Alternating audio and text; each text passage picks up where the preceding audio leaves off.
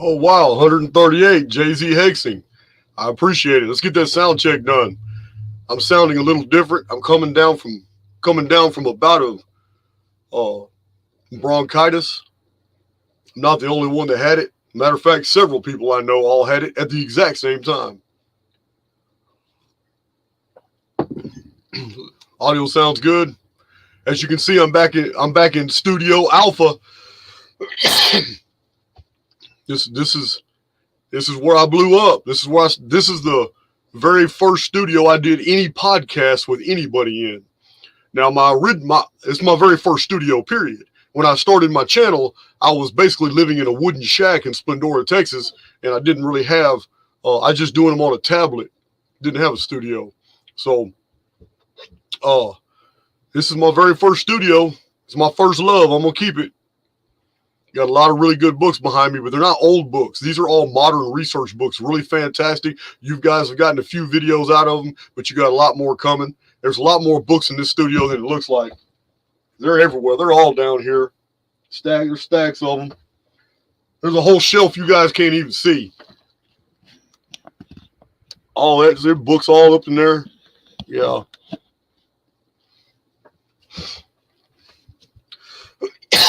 So you're going to have to pardon the coughing. You're going to have to pardon any weird inflections in my voice. You're just going to have to deal with it. We have some really important material to cover. My Archaics veterans are going to be having some aha moments, going to blow your mind. I have over 100 slides to show you and do breakdowns. Listen, what you've learned about the tarot cards not being old, what you've learned about the zodiac being invented by the Greeks and exported to China, exported to India, exported to Egypt, exported throughout the Roman world, what you've learned about these ancient systems like the zodiac and the tarot, the Kabbalah, what you've learned about the history through my presentations on the Dark Scriptures playlist. You have learned how the Old Testament was really put together, and then how the New Testament was put together less than 100 years later. Guys, all this background knowledge, it's not necessary for you to listen to this presentation, but having that knowledge, knowing this material, and coupled with that, everything I've taught you guys, and I have personally discovered on the Phoenix phenomenon, is all in this presentation. It all comes together in the alchemical illustrations, the old engravings, the old metal work, the woodcuts, the pen and ink illustrations. It comes together. We have some really compelling stuff that we need to discuss. It's almost unbelievable. I have not read any of this material. No one has put this together for me. I have culled this material from multiple different sources. You're going to see that here. It's almost blows my mind as I'm going through 600 alchemical illustrations and treatises and winnowing out the ones that are just really, I don't need to talk about them because it's almost the exact same picture as the next one. I chose over 120 of them for this presentation. Listen, guys, as I'm going through them, it becomes very obvious to me. Every single culture puts their cultural stamp on the very things that they try to convey. This is why every culture has their own unique architectural styles. They have their own unique art. They have their different stamps. You can see Mesoamerican art and how very different it is from the Baroque. It's very different from Gothic architecture. You can see culture in China, very different than Roman architecture. But when it comes to 360, 70 years of alchemical illustrations and treatises done by Germans, Prussians, Portuguese, French, Celtics, British people, Scots, done by all these different people all over Spain, Corsica, Sardinia, all these people from different places all over. There's nothing, not a hint of any pride in their nationality or in their culture in any of these alchemical treatises that were supposed to have been done by a wide diversity of authors and periods of time. No, it's 100% Jewish. I'm going to show you every bit of it in this presentation. It's going to blow your mind about the Phoenix phenomenon. Even my archaic vets are going to have some major aha moments in this video. So if you don't have any sound, Mikhail Grum Bovin, you need to exit the app and come back in because everybody else is listening.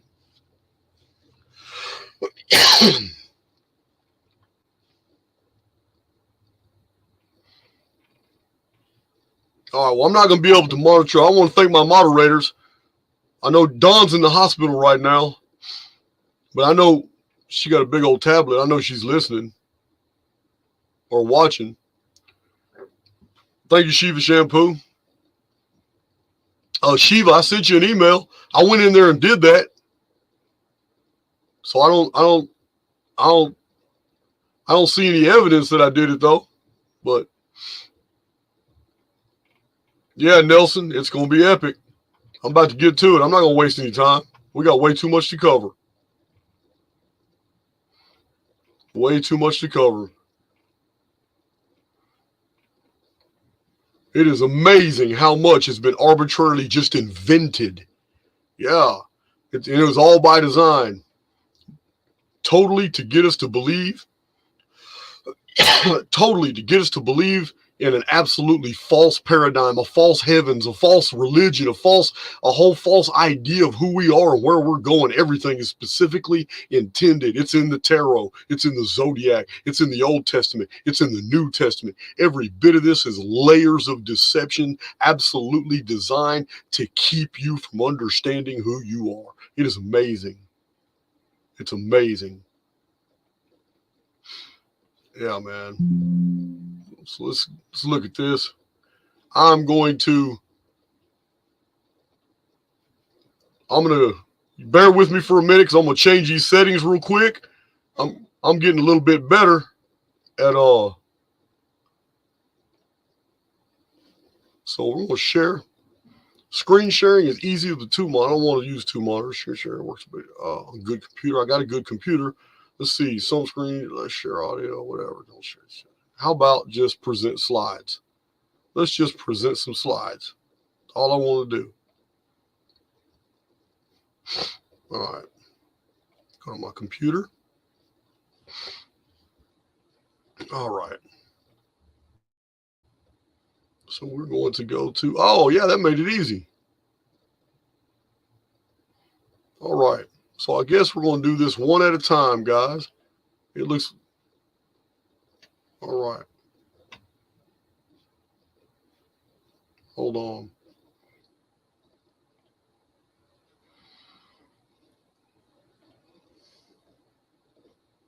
All right, this is weird. Y'all bear with, like I said, bear with me.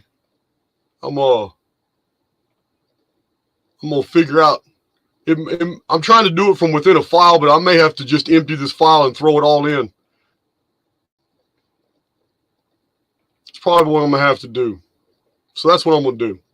Since it wants to be all ornery, I'm just gonna do it their way. Maybe it'll go faster. Let's try it like that.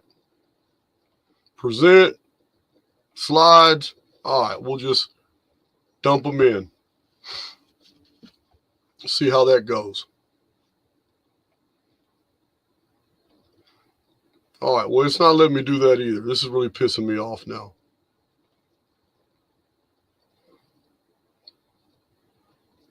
So I'm going to present slides from my computer. All right. Upload a file. How about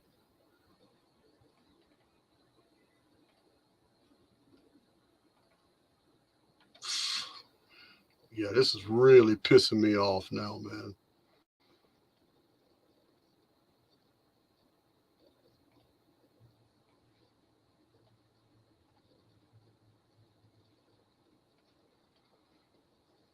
Oh my God, man. Why? This is 2023. Everything should be user friendly. Holy shit. I spent all day long preparing these slides. I don't know how to get them in the StreamYard. Y'all bear with me, man. This is bullshit here. This should be drag and drop. I should be able to click on a file. I should be able to do something.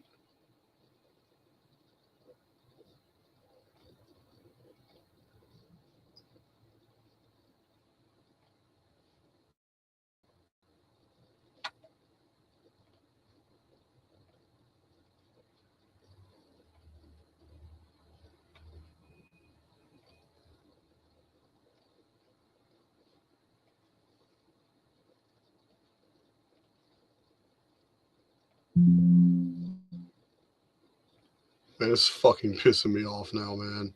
I cannot believe this. It's been 6 months since I've done anything in this old studio.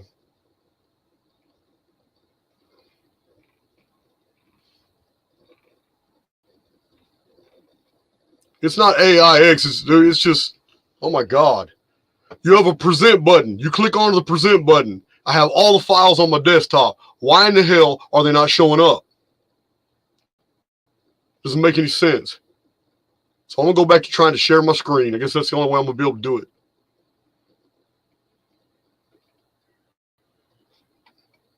All right. So if I share my screen, that would be cool because y'all be able to see all these.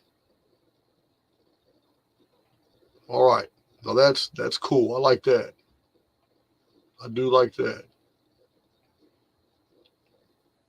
So I'm going to share screen.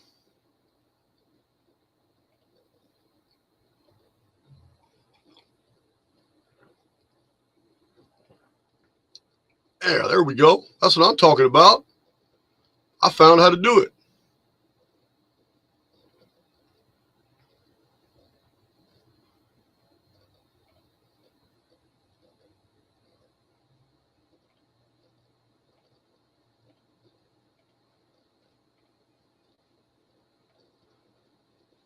All right. Yeah, man. There we go. So that's how you share your screen. All right. I got this. I'm going to make this happen now. I figured it out, guys. Figured it out. So if I put that there. Yeah. Can you guys? All right. So we're going to begin this presentation. This right here is just one of many slides. I'm just giving you an overview right here of the type of art that was going on in the 1400s, 1500s, 1600s, 1700s, in the early 1800s when it died out. Now, this is the old alchemical treatises. These are the cover pages on many old alchemical books on mysticism, the occult, the Kabbalah, all kinds of things. What I find very interesting is throughout all these presentations, you're not going to find any evidence whatsoever of the heritage of the individuals who were doing it. Some of these authors were supposed to be Italian. Some of them were German. Some of them were Prussian. Some of them were Portuguese. Some of them were French. Some of them were English, Scots, Irish, the Celts. But we don't have this. We don't have any evidence of this. What we have is a bunch of Latin, and hidden in different places, you're going to see a lot of, it's just all Jewish material.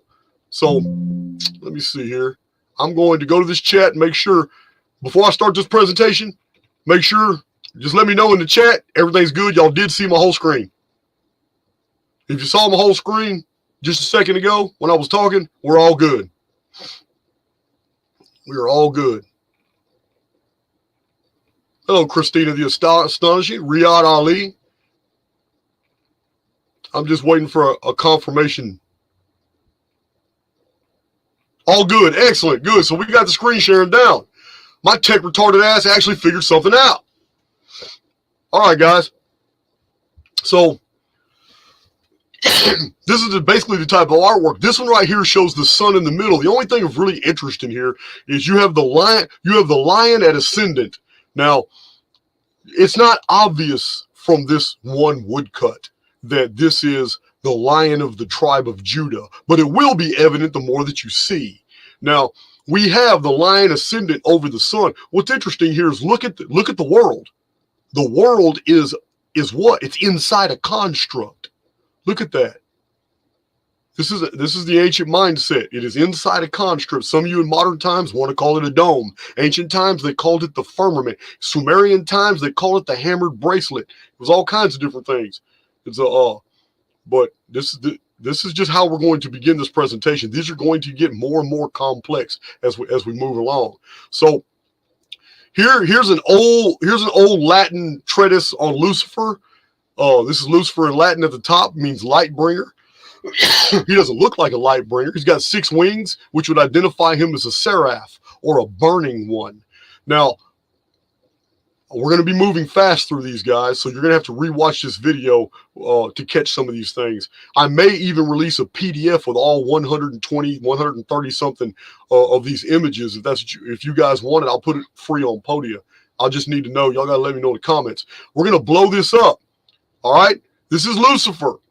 From chest high above, he's in a whole different area. From his knees down, his feet go into the underworld. That's the underworld down there. But in the middle, let me blow this up for you guys. What do y'all see here? What is this? You see my cursor? What is this? This huge sphere right here is full of souls trapped in it. Look at that. Those are all souls trapped in. The more I blow it up, the more distorted it becomes. But those are souls. Those are people. Those are people. The sex organ for Lucifer is a portal. Either they're coming out of it or they're going in it. I don't know. I'm pretty sure they're coming out of it and they're trapped in there. All right, we're going to move on. Some of these there's not a lot to talk about. Some of them are absolutely amazing. This one has been seen by many people, and many books have been talked about in many sources down through the years. The mirror which flatters not. Now, we're going into something deep here in this presentation. This is just an introductory piece. I want you to see his left leg. Do you see the right angle of his left leg? This is by design. This is a 90-degree angle. It is exactly at the northern pole of a world. How do we know this is a world? Because right there in the reflection is the sun. There's Borealis. There's the north and the south winds. There's the grass and the flowers and the trees. This is a world. There's the sun casting its rays, the sky or a rainbow. He's got his foot on the world. The world is in juxtaposition to an hourglass with a death head on it.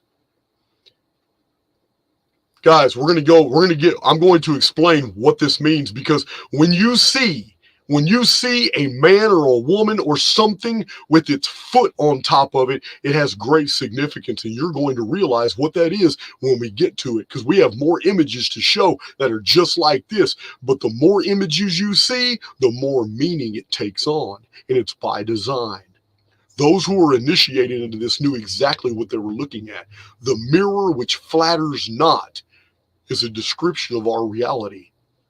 This is what it says on the bottom. Oh, that they were wise, that they understood this, that they would consider their latter end. Deuteronomy 32:29, taken out of the Bible. Now, this is pretty old. It's probably early 1700s.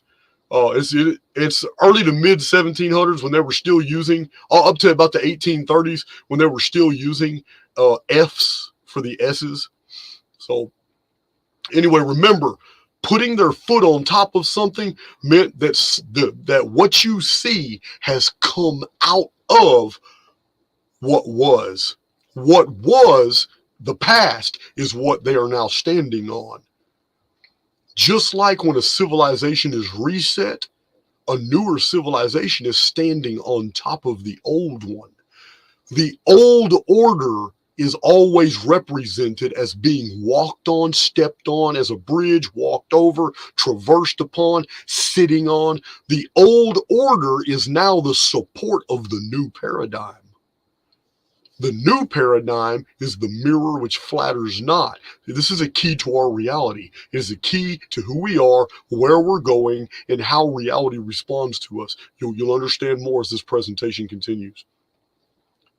Now, here's an old alchemical woodcut. The only interest here, the only interest I have here is, excuse me, is that right here you have the idea 400 or 500 years ago of the sky being mechanical as opposed to natural, like a construct. And you're going to see this quite a bit in a lot of these presentations. So here's one that goes into a lot more detail, but that's because it's Athanasius Kircher. Athanasius Kircher was a mystic and occultist. He's largely responsible for the way basically the occult mystics, the preservation of their information. He's one of the OGs in the field. Interestingly, this is the cover to his work, The Society of Jesus. But it's titled The Underworld. This is interesting. Take heed to what you're seeing. You are seeing something that is in the material world but is acting like God. See this hand here? Something in the material world is acting like God, holding on to a chain. That chain is what keeps the world in place. This is the concept of the world in the middle, right here. Here it is, where all the winds blow upon the world to make the atmosphere, make everything work, the oceans and the currents and the tides. This was their mindset. But this is the chain, this massive chain right here. I don't know what this is. I can tell you it's the phoenix, but I don't know. But I do know there's a serpent coming out of this egg, and that's an old symbol there. That's an old symbol of a world that has been reborn. This is the egg symbol. Now, I'm going to go even deeper, guys. And right now, I'm going to tell you that in the alchemical treatises, you see the sun and you see the moon, and you're going to see Phoenix in between them a whole lot of times. This time, it's very questionable, so I'm not going to call it Phoenix. I'll let you do that when you see the following pieces of art.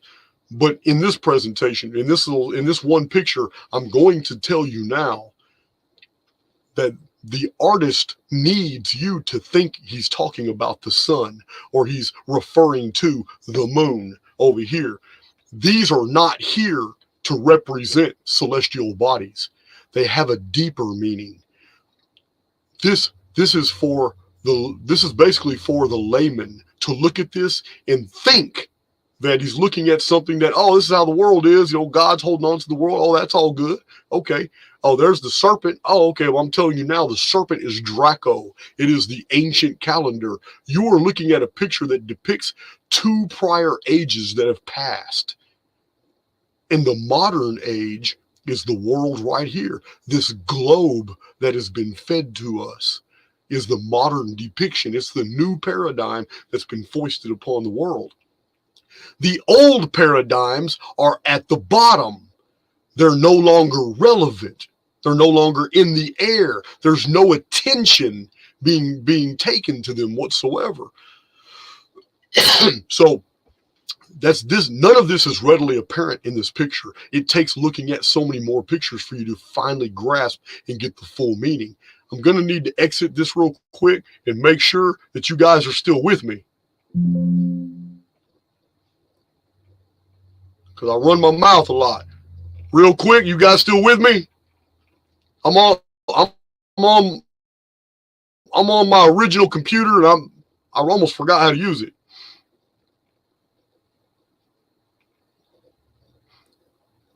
I'm just looking for one comment at the bottom that says you guys are still with me. Shauna, yes? All right. We got a lot of ground to cover. Awesome. So let's move, get it bigger. We're going to the next picture. We've already been to that one. That was a Lucifer picture. You guys know this picture here. You guys have seen this many times. This is the Flammarion. This is by an artist named Flammarion. This is the picture of the guy inside the construct who peeks outside the construct to see even more constructs all lined up. Now, Flammarion painted this. There's rumors that it's much older, but Flammarion reworked it or painted it in 1890s. So there's the wheel within a wheel concept found in the Old Testament as well. So I've presented this on YouTube before too. This is another alchemical treatise that basically shows the Hebrew tetragrammaton right there at the top. There it is right there. You can't really see it, but there's the Hebrew tetragrammaton right there in the middle. It is the center of focus in the heavens. These are all the heavenly angels, all the heavenly angels appointed to their different duties. I know that some people try to decode this. I really don't know the astrology on this. I have clear pictures of that, but this right here is astrology. It pinpoints an exact date. It probably pinpoints the date this was published or this was finished. But what we have here is a construct that shows that the sun is up there with the stars and aerial phenomena. It causes aerial phenomena. We have all kinds of strange phenomena that happen to this construct, and it talks about rains of gravel, rains of rocks, lightning, fiery rods that pass through the sky, comets, five-pointed stars that pass through the sky, bearded stars. Everything's in here, just unusual astronomy. This is basically to show that this is the world of man. It is designed by the tetragrammaton, but what is being conveyed here is that while mankind inside this construct is actually subject to the whims of this zodiac, of this astrology, he's actually asleep. He's actually not even here. This is a key to the alchemical treatises, that our world is not what we think, and that our experience here is not what we've been told. This is man sleeping while he's in a construct. We have more evidence of this idea 300, 4, and 500 years ago. Again, we have the tetragrammaton. Again, we have the God that jumped out of a burning bush right here. This is him, Yahweh, right here. Yahweh is a false God. Yahweh's arm comes out. He's holding a chain. This chain is around her right wrist. She is, you could call her Mother Nature in this picture. Her right breast is the sun. Her left breast is the moon. And another moon sign, maybe a Venus symbol or something for her pubic area. I don't know. But this is a chain. There's nothing good about a chain, guys. Nothing good about a chain. That's a chain bound to her right wrist. Her left hand is holding a chain that is bound to this little man here, who represents basically man in an animal form, who lives on this construct, what we call the world. There it is. That's the home of man. That's man as a dumb animal, and this is his world. All these wheels you see around there are full of all the things in ordinary man's life. Planting, seasons, rocks and stones, simple geometry, simple tools. They're all right here. Simple animals. They're all right here. The further the wheel goes out, the more complex man's life becomes. And then it gets to the sky phenomena. Then it gets to the zodiac in astrology.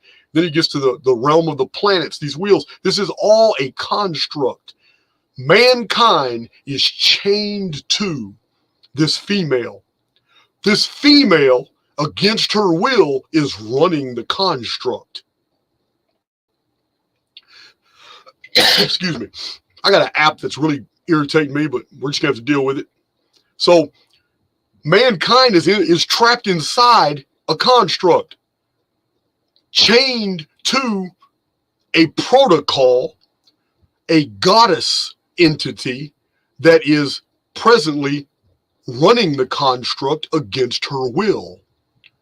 She, in turn, is enslaved by the tetragrammaton. These 4 Hebrew letters, Yahweh, the demon that jumped out of a burning bush. Mankind is currently under the sway of a Jewish paradigm. So, let's move on.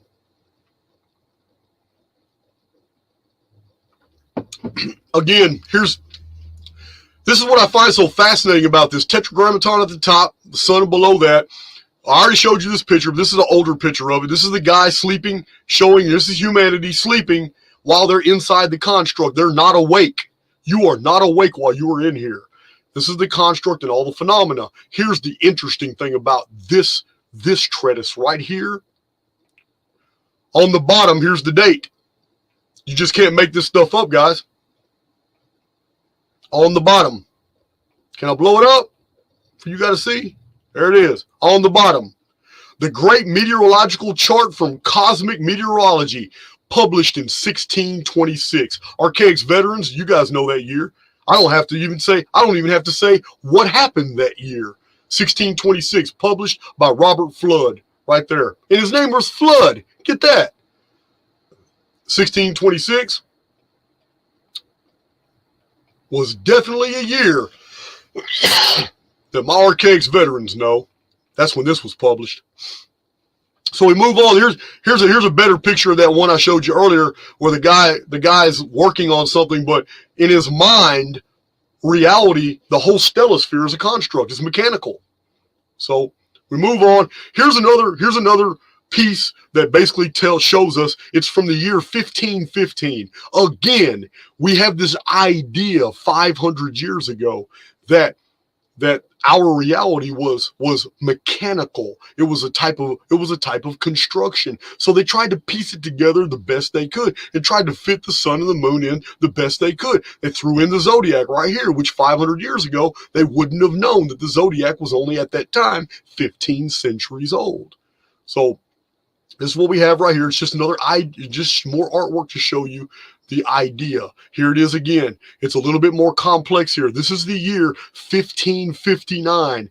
Here it is. We see Earth is in the middle of this construction. They've added more to the construct. As time progresses, they add more details. The imagination goes a little bit wild. It's more wild. So here's more details showing the Earth in the middle. There's the continents. There's the atmosphere. There's the firmament. And then outside, you got the belt of the zodiac. And it shows obliquity. And you have these layers of the heavens that look like water all the way around. It's very interesting, guys. This is Atlas right here. Atlas holding up the world. So this idea, it takes on more and more as time goes on. Here it is, 1596. Look at it now. The world is small. It's in there. The world's right there. But the construct has taken on some pyramid dimensions. It's kind of weird. Trigons and pyramids and different tetrahedral deals. This is spheres within giant spheres. See, this is a cross cut section, so they cut it in half for you to be able to see inside the way it was believed in the late 1500s, this construct to be, with Earth in the middle and all this other stuff in the heavens and the stellosphere. It was all very mechanical to them. It wasn't natural. Here it is again. This is going back 50 years back in the past again. This is 1547 right here. But they have a general idea of the mechanics of the stellosphere, and to them it was like a clockwork. Here it is again, but this, they've thrown the goddess in there, showing that the goddess, and look at her, she doesn't look like, first of all, she has no crown. She's also naked. Something's happened. The goddess, and you're going to see this a lot in these in this video. I'm going to blow your mind on stuff on this, especially a lot of you that have followed my goddess presentations. You're going to see here, man, listen, these alchemical treatises tell the story. They give us the business. Look, something's happened. The goddess has lost her raiment. She's lost her crown. She's not sitting on a throne. She doesn't look very happy. She's just maintaining the construct. Now, that's the world in the middle. You see how the sun and all the the phenomenal work. This is in the mind. This is in a book called, this is a woodcut from Urania, a text called Urania. It's a Nuremberg, 1503. So I want to turn again, look at my chat.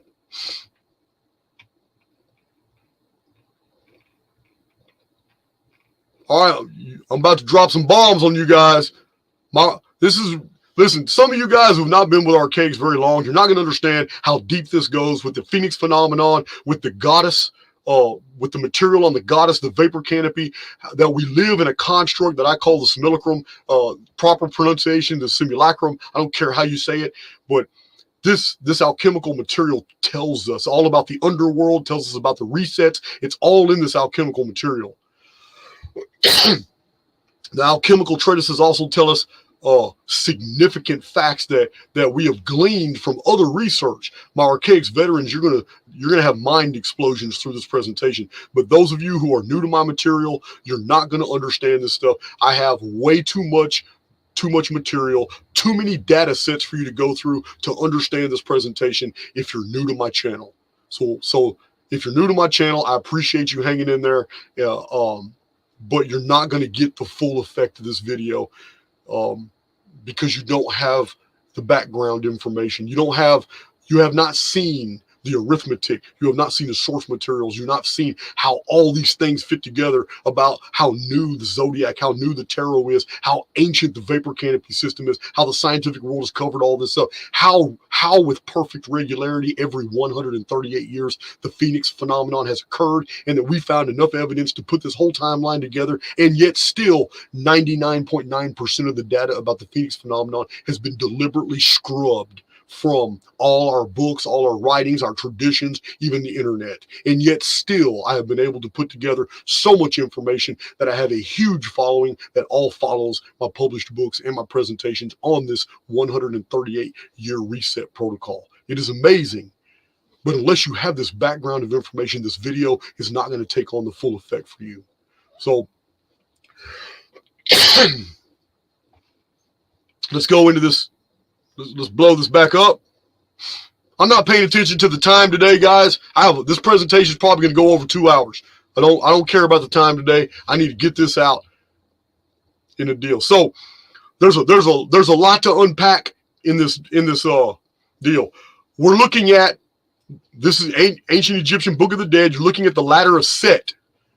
Now, in the Bible, it's been hijacked. It's been called Jacob's ladder.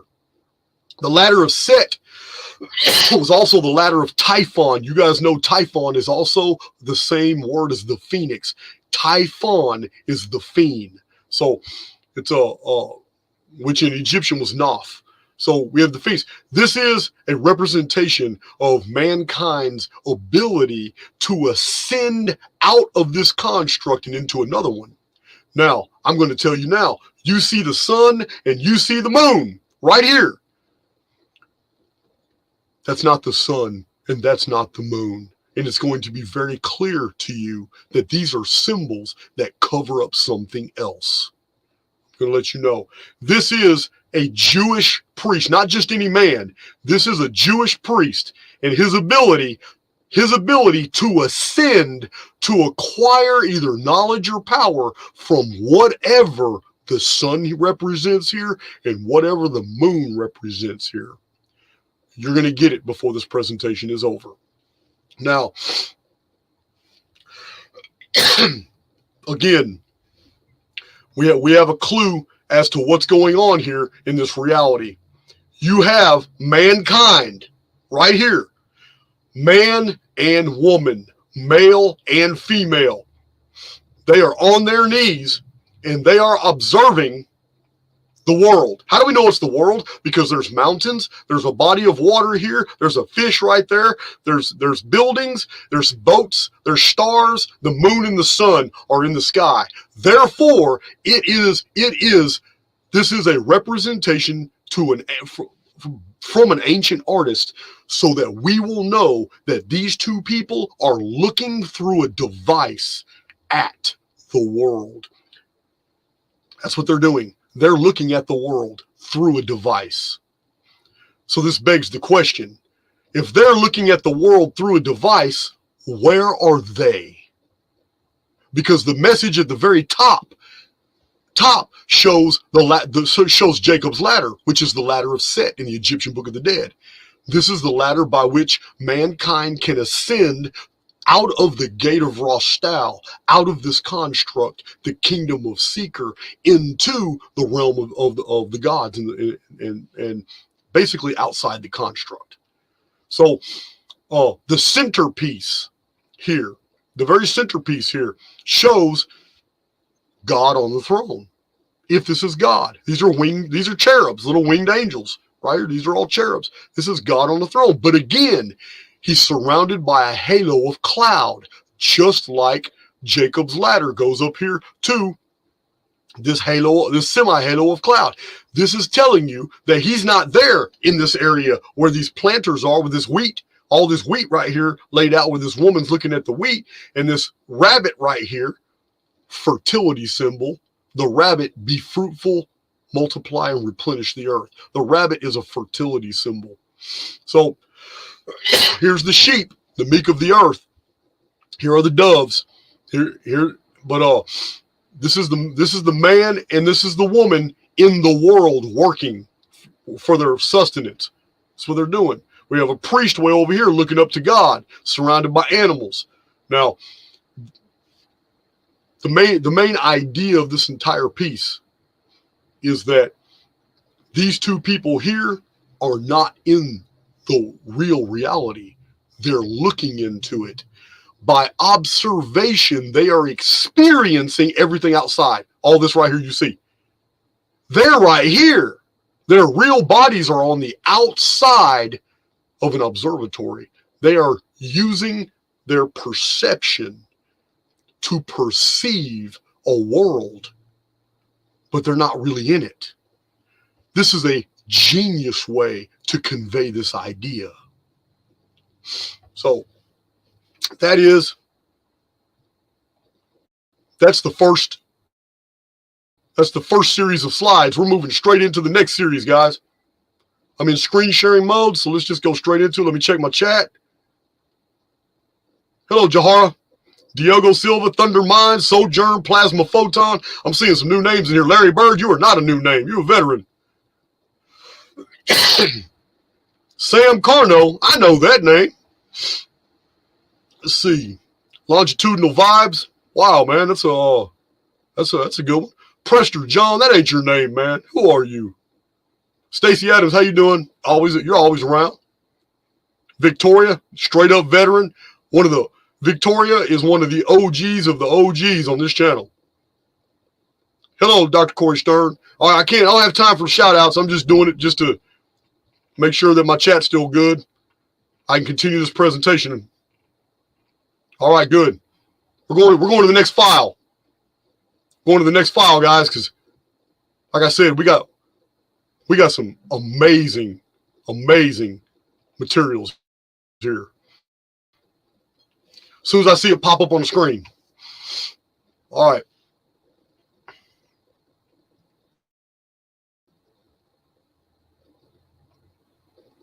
Let me see. Okay, y'all see it good.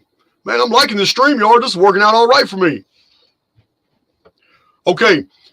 Again, there's a lot of artistic license here. We're looking at some type of metallic device in the center. I'm not going to guess what it is. It may be hinged behind the head, but we're also looking at a human representation of a Medusa. Now, for those of you who don't know, Medusa is the symbol of human sacrifice. It is the symbol of taking a flawless, beautiful virgin female in the Bronze Age times, under the Poseidon worship times, and putting a large or giant squid on her face. She starts off as beautiful. She is and all depending upon what the Phoenix phenomenon is going to do. If it's going to really destroy stuff, then they go ahead and they let the squid finish off the sacrificial victim. If there's evidence that the Phoenix phenomenon is going to give them a Passover and they don't have anything to worry about, then they remove the squid, but the victim lives, but she's hideous. She's ugly and she's marred because the squid had started feeding on her face while she was paralyzed with jellyfish venom. This is an old Bronze Age institution. The Medusa is the symbol of human sacrifice to basically the Phoenix phenomenon. It is to make sure that the sun does not die. So, let's see. Yeah, we have all kinds of, we have a lot to unpack in here, but it's not, but we're going to move on because it's just, you see the Phoenix at the top. It's really clear to see. There looks like there's two dragons and a phoenix in the middle, or it could be an eagle, just a really ugly eagle at the top and two phoenixes on the side. I don't know. We're going to move on. Again, the idea that we're in a construct is here. Why is this relevant? Why do I have it here? I've already showed you guys some examples of the construct, right? Okay, the reason I'm showing you this one is because the artist made it very, very, very obvious that while the construct is in the middle, while our reality is represented as being in the middle of this construct, and everything in the perimeter is what we experience within, you cannot miss the fact that he put a phoenix in the artwork. And unlike the rest of the artwork, he didn't put an ink halo around everything. Let me explain. Let me show you the phoenix. Here's the phoenix right here. That's the phoenix right there. It's not even hidden. What I mean is look at the perimeter of the phoenix. He made sure that there was no ink around the phoenix so you would clearly see the phoenix. There's also some Latin here. I can't read it. I believe it says P-O-I-N. That's phoenix, and that's phoenix in Greek. P-O-I-N-K-E. It's really hard to make out, guys, but those are Latin words. This is the phoenix, guys. Or this is the Arabic phoenix, which is rock. That could be R-O-C. R-O-C is the same as the Greek phoenix. Now, that's a phoenix, guys, and he put it there to be clearly seen. And what I mean is, look at this. Look at this lion. The lion's got all kinds of ink around him. There's all kinds of back shading. There's a lot of back shading around that lion. The lion is not the center of focus then. Look at that. Look at that deer. Stag. Got a lot of back shading all around that one. There's some white around him so you can see him, but there's a lot of back shading. There's back shading in the water around all these creatures. Not that phoenix. He kept that phoenix clear because he wanted you to see it. So, moving on, because we got a lot of ground to cover. You're going to understand why this phoenix has been put in all these pictures. Again, here's the phoenix at the top representing 33rd degree masonry. I've told you guys in past presentations that the first 32 degrees of Freemasonry was released. The details were released. It's widely known. Manly P. Hall has done many presentations, got published books about them.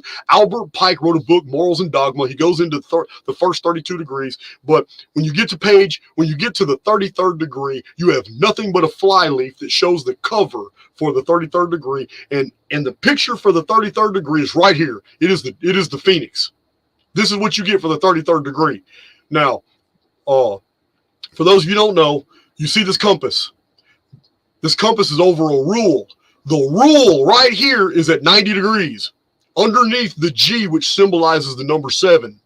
Robert Seifer recently did a presentation. He's absolutely dead right. Right here.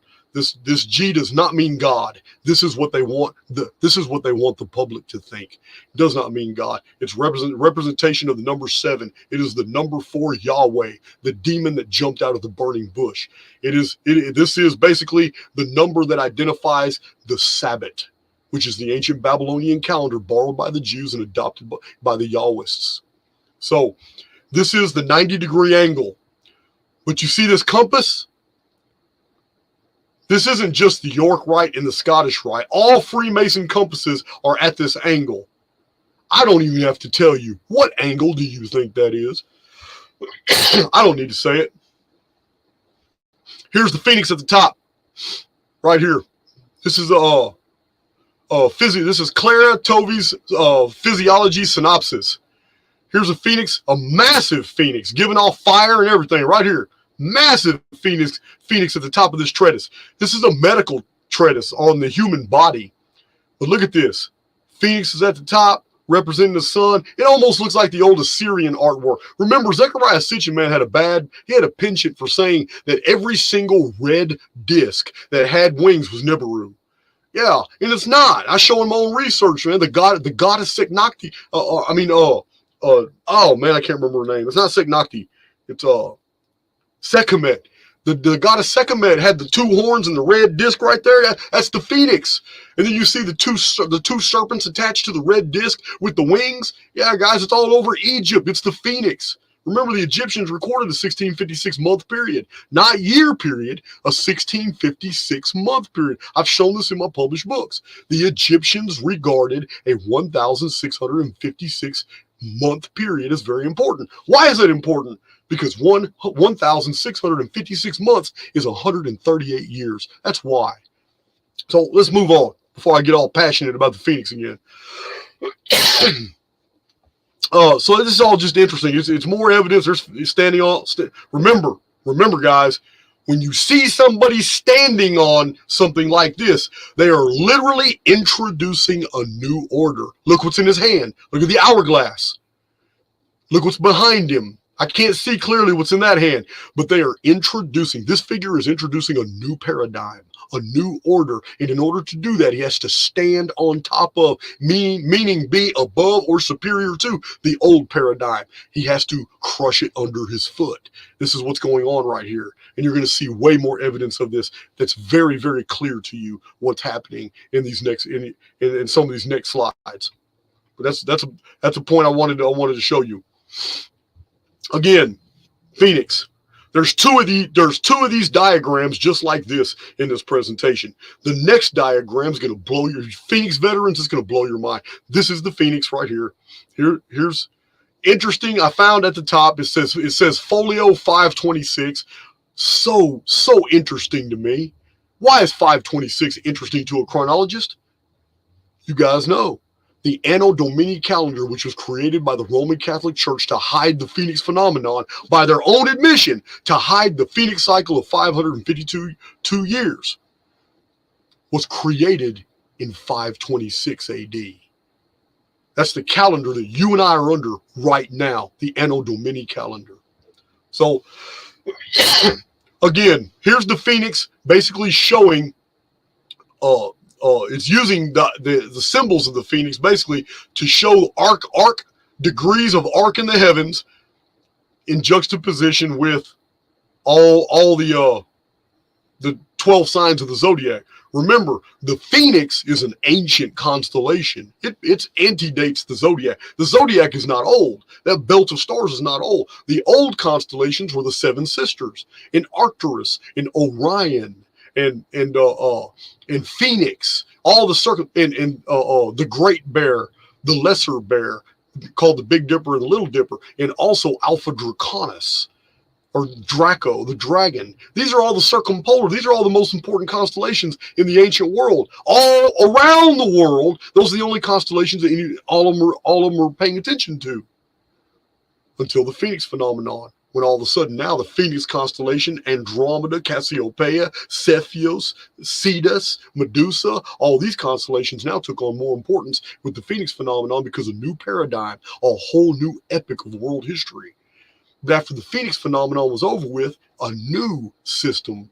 When the Phoenix phenomenon, great years, when total world destructions were over with, they imposed a new system to hide the Phoenix phenomenon, but the Phoenix phenomenon never stopped.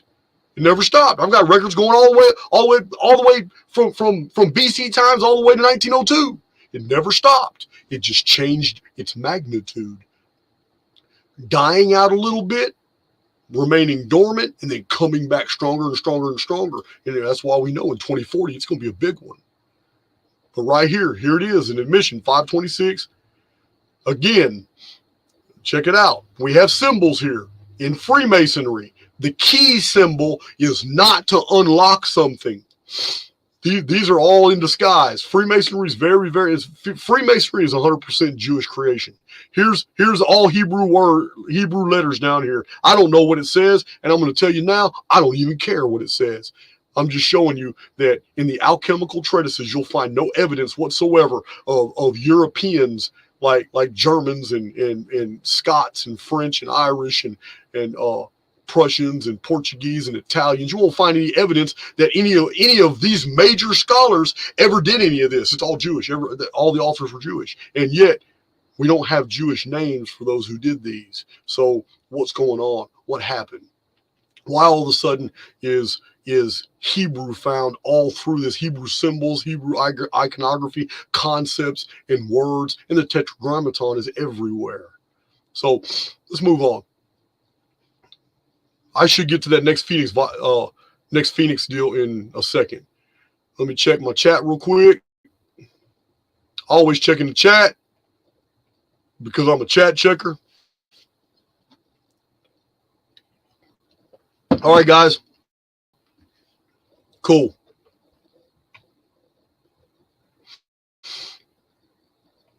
Now, here's another really interesting one. It's got some things that are kind of hidden. All right, this is the Atlas of History. This is what this is named, the Atlas of History. What you see here are not ordinary people. These are not ordinary people. Every individual sitting here represents a different epoch of world history and what they represent and what they do. See this shovel? What do you think that shovel's for? You're going to see that shovel more in these pictures. That shovel is important. That shovel is one of the symbols for reset. What happens during a reset? Why would a shovel be needed? The shovel is very important. You're going to see more of it. I don't want to tell you guys. I want to show you. So you'll have these you'll have these neural synapses firing off on your own. So we have these different epics. Look at this old ancient epic here. Look at this guy here. Look at this girl. This represents the goddess right here. So we have this guy here. He's holding the labrys. This is the labrys. This means his age is the one that's ruling whenever this scene took place in the mind of the artist. That right there means he's holding the paradigm. This is his. He's the center of attention. It's 3 spikes going up, 3 spikes going down. This is the ancient thunderbolt of Zeus. This is the Viraj or the Varjai of ancient India. This is the triple bolts. Oh, this is the Thor's hammer. It's represented everywhere. He's the center of attention. It's his world now. All these have had to take a back seat. These are all former ages. Now, during these ages, you see in this picture, during these epics of world history that have all taken a back seat, he's going to end up taking a back seat too. Way at the top are 2 epics that have not yet occurred. How do we know this? Because right here we have, do you see that lion? That lion has a sword. Do you see what's next to him? You see this right here? The crown and the diadem? That lion's looking to take her crown and to do it with violence. She has a scepter, meaning she still has power to rule. She has a crown. This is the lion of the tribe of Judah with the seraphic wings. These Judaic codes are found everywhere inside these alchemical treatises, showing the lion at ascendant everywhere. Like I said, Robert Seifer did a recent presentation where he did a really good job, man, explaining all that. And let me tell you something. I'm not even qualified to say that Robert Seifer did. He's in a league of his own. We disagree on very, very minor things, but overall, we're absolutely on the same page. But yeah, this right here is Lion of the tribe of Judah. With the sword, like the fiery flaming sword in Eden, the sword is a very prominent Yahwist symbol. It's in alchemy everywhere. It shows right here, this lion right here is the one that decides what age gets to pass, when resets occur, when a new age gets to be initiated. This is all done by the lion. The lion is the only one over here that has epic authority. It's the sword that gives him that authority. You're going to see swords quite a bit. So I know some of you guys have seen Alice in Wonderland. You've seen Alice in Wonderland. There's the white rabbit right there. Look at that. There's the white rabbit. This guy is a normal human. Here he is right here. It's the same guy. Here's a guy right here. Same dress, the same dude. This guy right here is a normal human.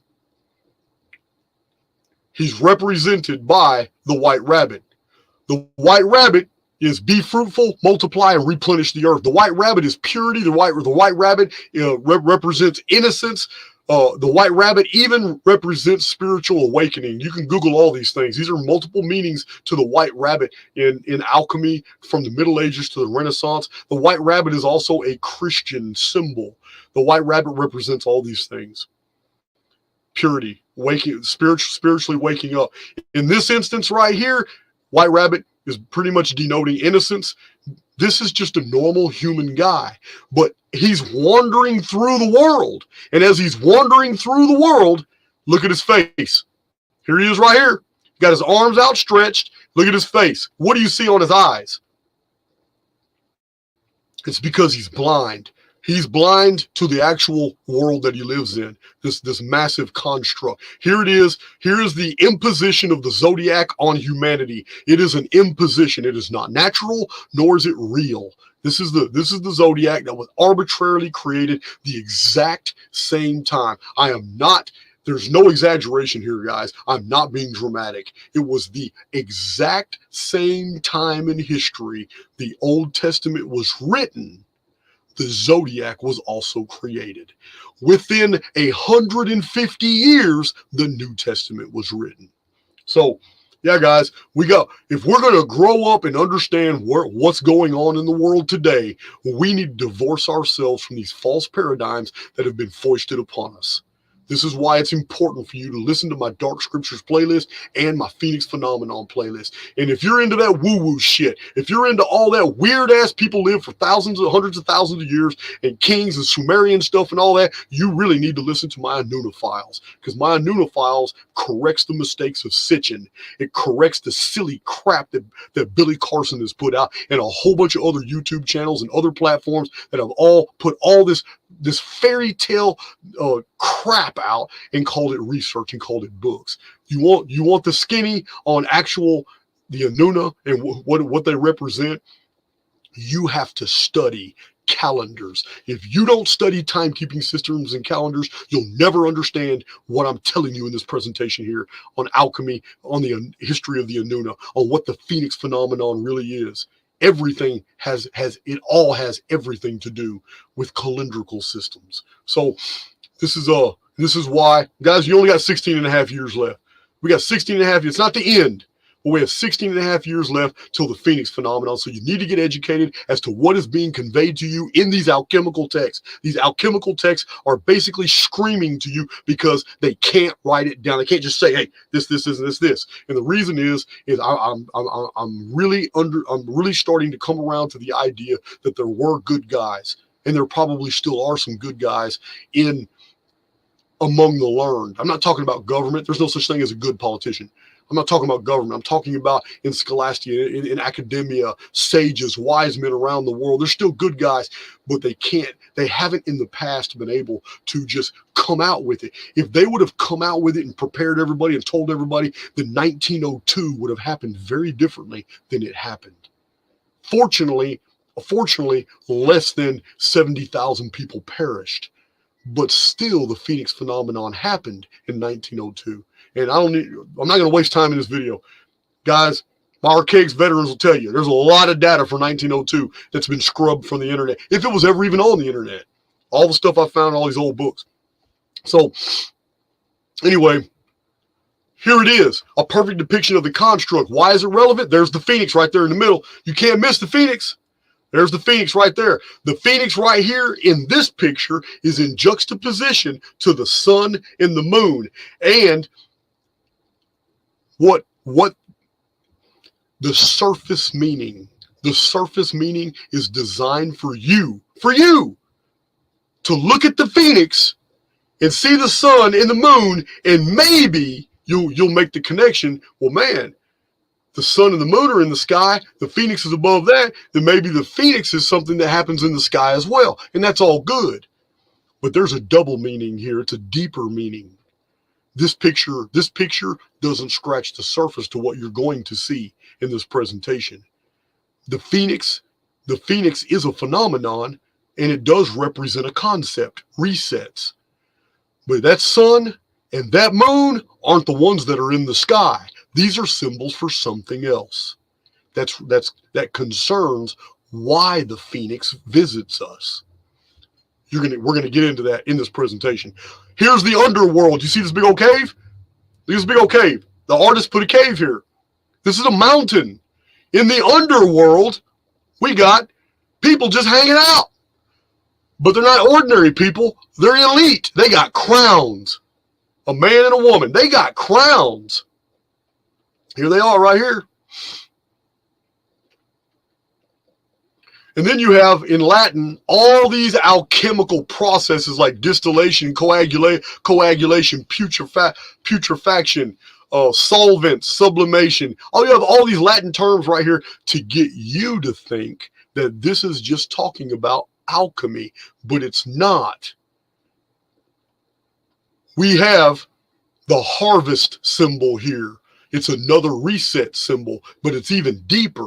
It concerns the forced exit from the construct of human souls.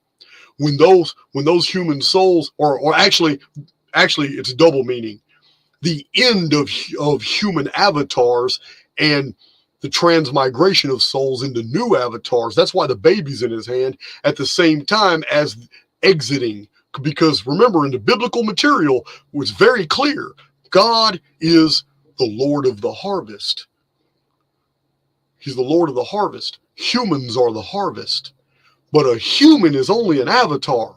The real thing that is being harvested is the immortal souls that are ready to leave the construct. Those that aren't ready to leave the construct come back as this little poor bastard right here. Here he is right here. See that little baby? Yeah. That's a human soul. There's the sickle. That's a human soul that got reaped. His previous avatar got reaped. Got reaped. Killed, reaped, taken, reset, done. And he's still in the construct right here. Offered up to the construct. He came back as a baby. There he is. That's the story of all of us. There he is right there. So again, we have all these concepts going up to the top, going all the way up to the top of this deal. But you cannot miss. And I'm not going to sit here and pretend to know what the heart means and what this mirror is. He's got a sword, and this is a knight. This is a lady, maybe a healer. Here's a king with a scepter. Here's a priestess or a queen with a spear and a lamp. Here's a labrys. Here's a ruler with a labrys. I'm not going to sit here and pretend to know what all it is, and nor do I care. But I'm not going to ignore the Jewish symbolism here, right here. Here we have Nike, like a messenger god. He's holding a six-pointed star. Okay, that's the star. That's the star of the god Remphan in the Old Testament. I believe it was Hosea said it was the symbol of Molech, tabernacle of Molech. That's the symbol for the burning bush demon. So here it is, reinforced right here. What is this? 1, 2, 3, 4, 5, 6. There it is. That's a hexagon. That altar right there, platform, is a hexagon. So Ignis is fire, Eris is air, Terra is earth, Ave is water. Here they are right here. This is designed to make you think that it's talking about alchemy. It's not talking about alchemy. There's a lot more deeper associations. Again, I have to remind you, please keep in mind the sun and the moon in juxtaposition with Phoenix does not mean the sun and the moon in the sky. It has a deeper meaning, and we're going to get to that. We're going to get to that. Check my chat real quick.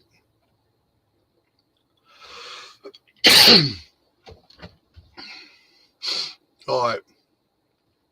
So, and I know a bunch of you guys can come up with a lot more associations than I can. So here's another one right here. Again, we have the Tetragrammaton. Again, we have an admission in the alchemical text that the artist is conveying that the Jewish God is God, to the total exclusion of the Vedas, to the total exclusion of every other, all Native Americans, to the Chinese, to the total exclusion of every other culture in the world. The alchemical texts are focused on the demon that jumped out of a burning bush. Here it is, Yahweh, right here. This is Yahweh's name. This is the Tetragrammaton. He's in the heavens up here. Now, you can miss it real easy. Here's the book of the law that comes from the Tetragrammaton. Here is an eye symbol. I'm going to tell you guys now. This eye you see is not Yahweh. This eye is right here. You can see this eye right here next to this guy that looks like he's Hindu or whatever. You've seen the staff of Mercury before right here. Or it looks like it, almost like Asclepius' deal. Here's the eye symbol right here where my cursor far left of the screen. I'm blowing up as much as I can. That's an eye at the top of that staff. But there's another eye right here. Remember the eye on top of the pyramid. The eye on top of the pyramid is not Yahweh. It's not. There's the eye. Oh, the eye's not good, but it's not Yahweh. Remember in my presentation in the book of Job, I showed you, in the book of Job, there is more references to Shaddai than anywhere in the Old Testament. The book of Job has more references to Shaddai, not El Shaddai, which is the same. They just added the word God to the Canaanite word God to the word Shaddai. But Shaddai, shadow, demon, Shaddai is basically artificial intelligence X, but AI X, in order to better control the construct, has a helper known as the adversary who walks to and fro in the earth and comes back and reports to AIX from time to time as AIX as El Shaddai, AIX pretends to be God. Remember, the New Testament says Satan is the god of this world. So this is what we're talking about. Lucifer, who is just a symbol for an entity that wanted to be God, but can't be God. So he has his own construct. And in that construct, he's got everybody inside the construct fooled into believing he is God. However you look at him, it doesn't matter if you think he's Shiva. It doesn't matter if you think he's Bokika. It doesn't matter if you think he's Jesus. It doesn't matter if you think he's Zalmoxis. It doesn't matter. These are all just names for the God inside the construct, which is not a God I honor. I'm always talking about the oversoul, the creator, the eternal on the outside of the construct. So here it is.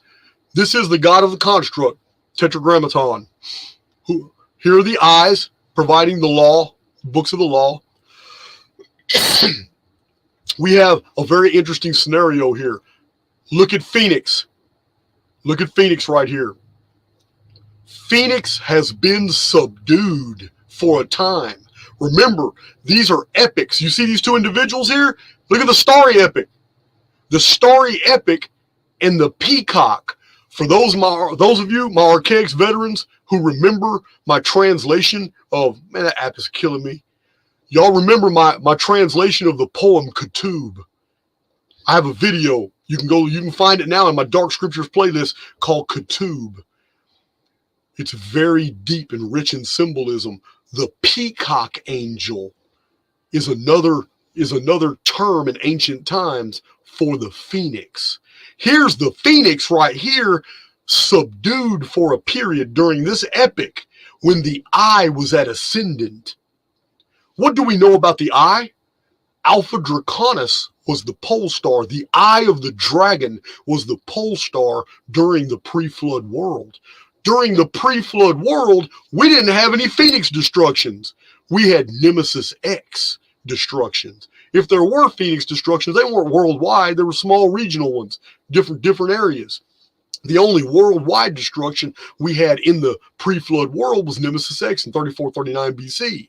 The Gihon flood killed 1/3 of the entire human race. So that was a period of time when Phoenix was basically subdued. And then Phoenix became an ascendant when Phoenix caused the Great Flood in 2239 BC in the month of May. So this is very interesting to see. Remember, his foot on the Phoenix shows that he has derived his power by subduing a previous power. The previous power that this individual had subdued is right here. It is the Phoenix, but it didn't stay subdued. Now, during the epic of the Watchers, or the owl, this is the owl up here, and the goddess right here, you see the goddess right here represented by the stars. Remember, during the vapor canopy, there was no sun. There was no sun. Phoenix wasn't even regarded as bad. It was the peacock angel, a creature of beauty. It was a creature of beauty. Didn't become a creature of vast destruction until 2239 BC. And that's because nobody remembered the Adam and Eve reset that was caused by the Phoenix 1,656 years earlier. So these are ideas that are conveyed right here in all this stuff. So we also have further conveyances to the light of this pre-flood period penetrating to the underworld. That's really interesting. Remember, we have 60 cities that are underground, the underworld of Turkey. Others have been found in different areas around the world, but underground facilities that people hid from the Phoenix from in the pre-flood period. It's very interesting. So anyway, this is again another acknowledgement. This whole picture could have done without the tetragrammaton was not necessary up here, but somebody thought it was necessary to put the Jewish God's name at the top of this deal when it really has nothing to do with any of this imagery whatsoever. These are epics in time right here. And remember, when the feet are on top of something, it means they have power over it. Remember that. You're going to see more pictures. So this is from Maurice's Indian Antiquities, an old book. This is the winged globe of Egypt. This is one of the reasons that Zechariah Sitchin kind of distresses me sometimes. Every time this image is shown on ancient Egyptian relics and monuments and artifacts, Sitchin was quick to say, well, that's Nibiru. That's Nibiru. It's not Nibiru. It's not Nibiru. It's winged. The Phoenix was winged. The Phoenix was associated to serpents and dragons, and it was red. So it's and I show the goddess. I mean, she was venerated at Sais. She was venerated. She was worshipped by throwing palm leaves before, which are sacred to the calendar. Nibiru's never been sacred to the calendar. The palm tree, which is called a phoenix palm in ancient Egypt, was dedicated to the goddess and the phoenix. It wasn't dedicated to Nibiru.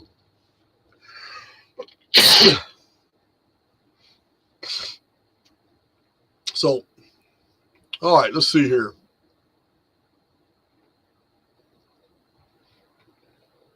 All right, I somehow exited that. Let me go back into that file. Like I said, guys, we got some hellified stuff to go into. Let's look at this one.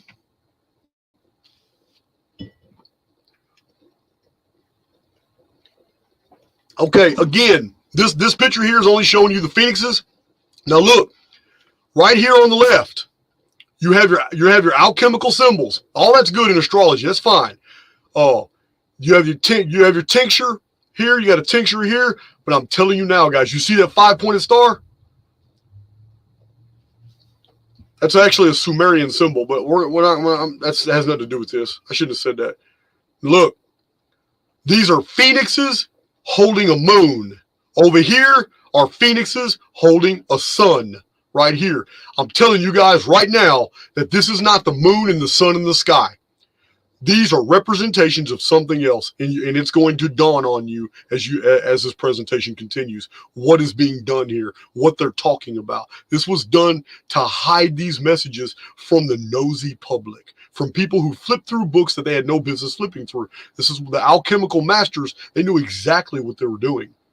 This right here shows who authored these alchemical texts. Here it is. You can't miss that. I don't have to tell you what that is. You don't see French, you don't see German, Prussian, Portuguese, you don't see Lebanese, you don't see Syrian, you don't see Babylonian, Chinese, Indian, the Vedic, you don't see any Ramaswamy, you don't see anything in the alchemical text. Nothing to betray the culture of anyone who is supposed to have authored all these texts. Nothing. Except Jewish material. That's all you see, guys. Now, here's Zeus, the Roman Jupiter, right here. This is a stylized, this is just a stylized Labrys, but I'm showing you now. This is just an example. Look at his foot. Look at his foot, guys. The sphere is the world. How do we know? Because the artist put one down here. The artist put it down here for us to see. This is 400 and some years old.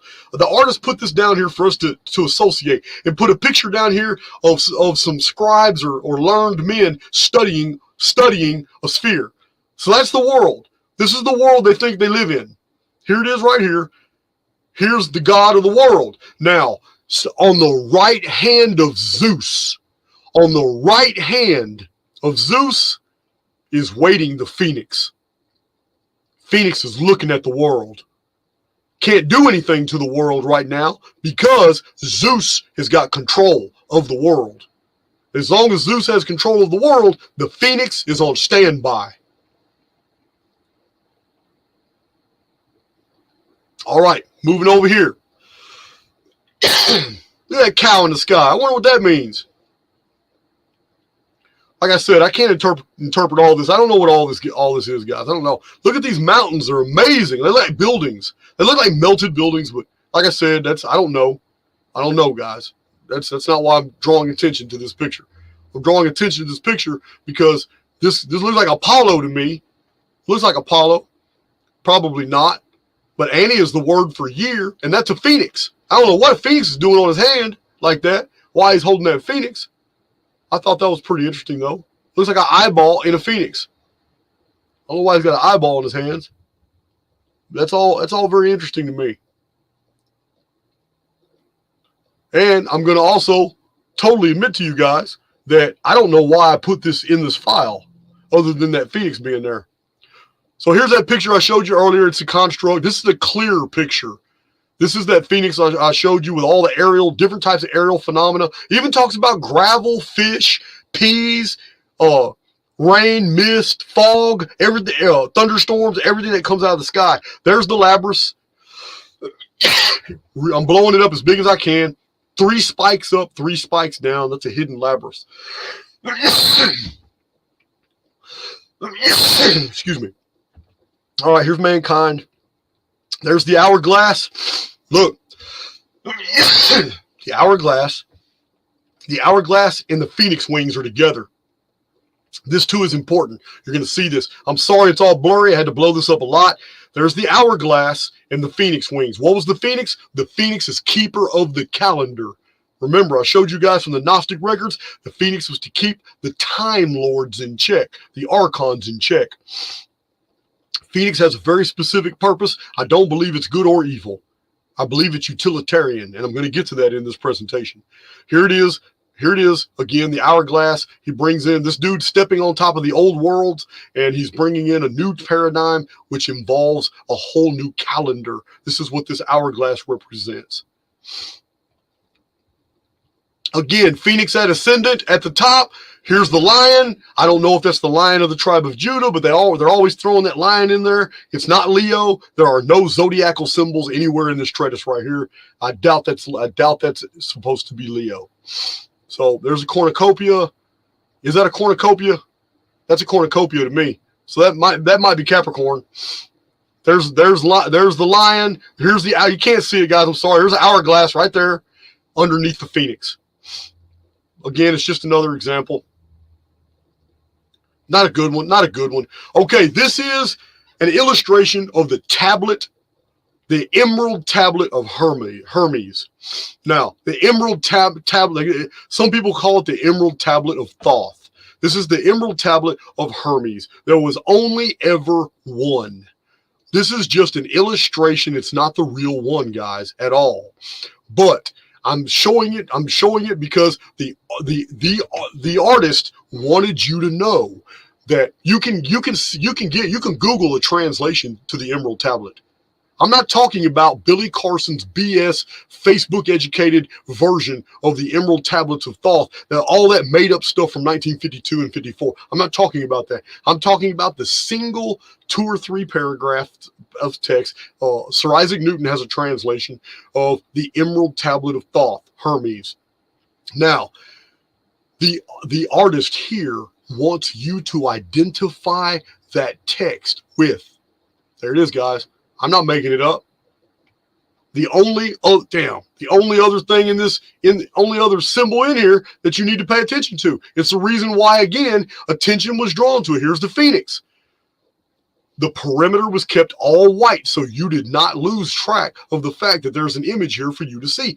Nothing else in this, there's no other images in here that draw your attention as much as that Phoenix in the sky. Not even the sun over here. So, when you read, I know some of you will do it. I'm pretty damn sure Victoria's going to do it. I'm positive about that. When you read the 3 or 4 paragraphs, that is the original translation of the Emerald Tablet of Thoth. Keep in mind everything you know about the Phoenix phenomenon while you're reading it. That's what the author's trying to convey. There is a connection. So again, Phoenix phenomenon covers many things, guys. Look at this. Look. Here's the sun being obscured by a cloud bank. This is how the artist did it. If they would have just put clouds, you'd have never known it was covering the sun. So they draw the sun, and then they separate the sun with this real thick cloud bank, and they think that, and they put angels in here to show that this is phenomena. Remember, in the mindset 500 years ago, it was believed that spiritual beings created weather conditions and phenomena. So in the sky, we have the Phoenix. Well, we literally have 5 phoenixes. One is prominent. These are 5 different Phoenix periods in history. What happens during a Phoenix phenomenon period? Well, according to the artist, look to the left. Lightning bolts, fire, flames coming from the sky. Look at this. Rocks raining to the sky. Hail, rocks. All this is Phoenix phenomenon, guys. Here it is right here. This is an old artist depiction of a Phoenix phenomenon to let you understand that this is exactly what it's talking about. The sun is obscured right here. 5 phoenixes are in the sky. All this Phoenix fallout is right here. And spearheading the fallout, look, is a giant Phoenix almost hitting the ground, about to be attacked by 4 dogs. So this is all artistic license, guys. It's just artistic license. This is a Phoenix phenomenon illustration. Now, you know what? I'm running my mouth. We're not even halfway through the slides. Checking my chat, making sure everything's still flowing good. All right. Checking my chat, making sure everything's flowing. All right. Cal jumped over the moon, huh? I'm trying to find the bottom. New comment. Let me get to the bottom. Oh, there we go. There's the bottom. All right. Yes, Vlad. It's from multiple books from 1420 all the way to like 1810. It's real easy to copy and paste any one of these images into Google search, and it'll tell you exactly where it came from. All right, good. We're all good. Thank you, staying retired. That's all I needed to see. Moving on.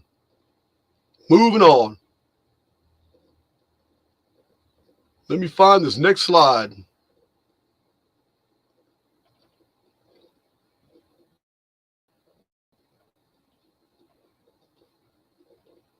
All right, there it is.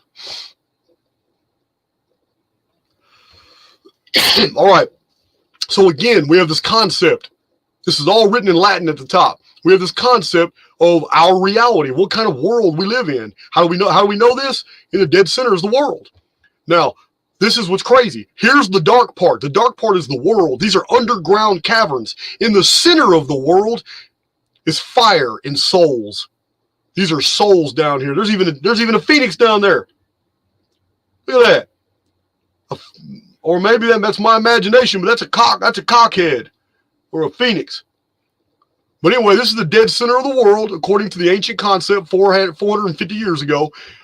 Here are miners, here are people in the underworld, just fine, deep in caverns and all kinds of stuff. Then you have underground seas, rivers, and lakes in the underworld. And then on the surface world, you got these trees and these houses. Here's the surface world. And then the surface world is further represented by this belt, which is the map of the world. This is the world, guys. This is their concept back then. This is the surface world. That's what the map represents, as opposed to the underworld right here. And then this outer layer right here is the world of phenomena. Here's a bunch of ducks and geese and clouds. Here's the dew and manna and gravel, rocks, hail, burning fiery rods that fall from the sky, lightning. Here's Foo Fighters, what we call Foo Fighters. Here's the glowing globes that cause all kinds of aerial phenomena. Remember, guys, I've showed you William Cordes research where tornadoes, glowing yellow globes, have been seen to start volcanoes. They've been seen to start and empower the inside funnels of volcanoes. Our world is not what you think, guys. I got a lot of presentations that cover all this material. I'm not going to be able to go through it here. There's a phoenix upside down right there. This is a phoenix in the sky. Oh man, I hate it when I do that. But anyway, this is very complex. It's a lot. I may PDF these. I may take all these and turn them into a single PDF for you guys, so you can just download it for free on Podia. Here's some dragons in the outer heavens, but there's all kinds of stuff going on in the heavens here, guys. This is their concept of reality. This is going on. Yeah, there's a phoenix up here. There he is right there. How do we know it's Phoenix? How do you know Jason's not lying to you? You see that? That looks like a phoenix. But I know because it says Phoenix right there. You can't miss that. P-H-O-E-N-I-X. You can't miss that, guys. Phoenix right there. Can't miss it. I'm circling it with my cursor. There it is right there. That's why I know it's a phoenix. Phoenix in the flames. To people 400 and 500 years ago, our world was a construction. That's what it was. Again, here's another one that shows. There's a lot to unpack here. Here's another one that shows the underworld. The underworld is populated. It's got people down there, guys. And the underworld even has places that are even deeper than people. Look at this. People are swimming down here or drowning in water under here. And this is the underworld. And people are wearing dresses and they got tools in their hands and they're working. They're doing all kinds of stuff. But these aren't slaves and laborers. There's women walking around with hats and dresses talking to old men. This is in the underworld. And they got staircases that go to the surface world. And they come up to the surface world, which is right here. And they got all kinds of different countries, activities, all kinds of different things going on the surface world. This is what's being conveyed here. This dude right here seems to be very important. I don't know what he's doing, but he's pointing over here at what seems to be, oh, wow, it's a portal, guys. He's pointing at this portal, which is a bunch of trees that go to somewhere. Look at that. Don't go to the light, guys. That's really interesting. Yeah, man. So here's the churches. Yeah, here's the churches. They're prominent in the world. People are climbing up these mountains. Yeah. Here it is again. People, I don't know what they're doing, partying, having a blast, whatever. There's a lot to unpack on here. A lot to unpack. But you got to understand, she's got the sword. She's got the book. She's in power right now. She got a phoenix on her head. Yeah, right here. Now, some people are trying to some people are trying to work to get to the top, and it doesn't work. Look, that's the imagery right here. That's a cart and a horse and a dude. They're falling off the mountain. Other people are naturally doing what they need to do, and look, they get up the mountain. They get up to the top of the mountain. Look, they do what they need to do. They do the work. They climb where they need to climb. They take the roads. They take the tunnels they need to climb. It's all in here, guys. These are the ones following the protocols of the world. The ones that try to cheat and go on the outside fall off. And they look at this guy over here. He's gone. He tried to cheat. He didn't go by the path. Now, that cheating, what is the message here? It means get in line. So when these die, are these the ones that are actually thinking outside the box? Who knows? Who knows, man? This is for all. But I just wanted to show you at the top, guys, we have the Phoenix again. On the far right, we have dark phenomena.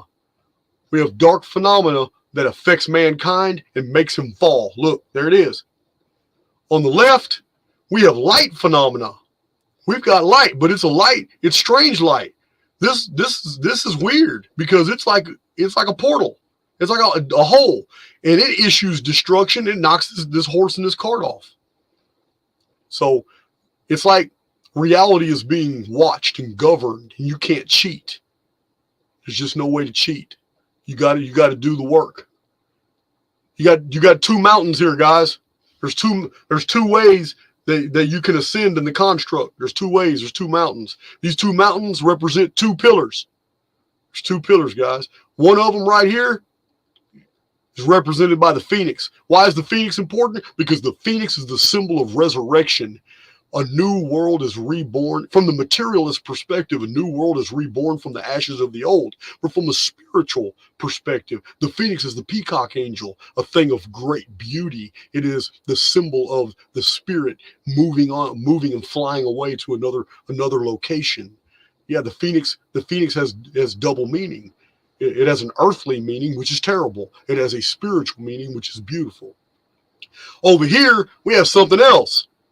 We got somebody holding a falcon. It looks like a falcon and a bow and arrow. I don't know exactly what that means, but I wouldn't want to go up that mountain.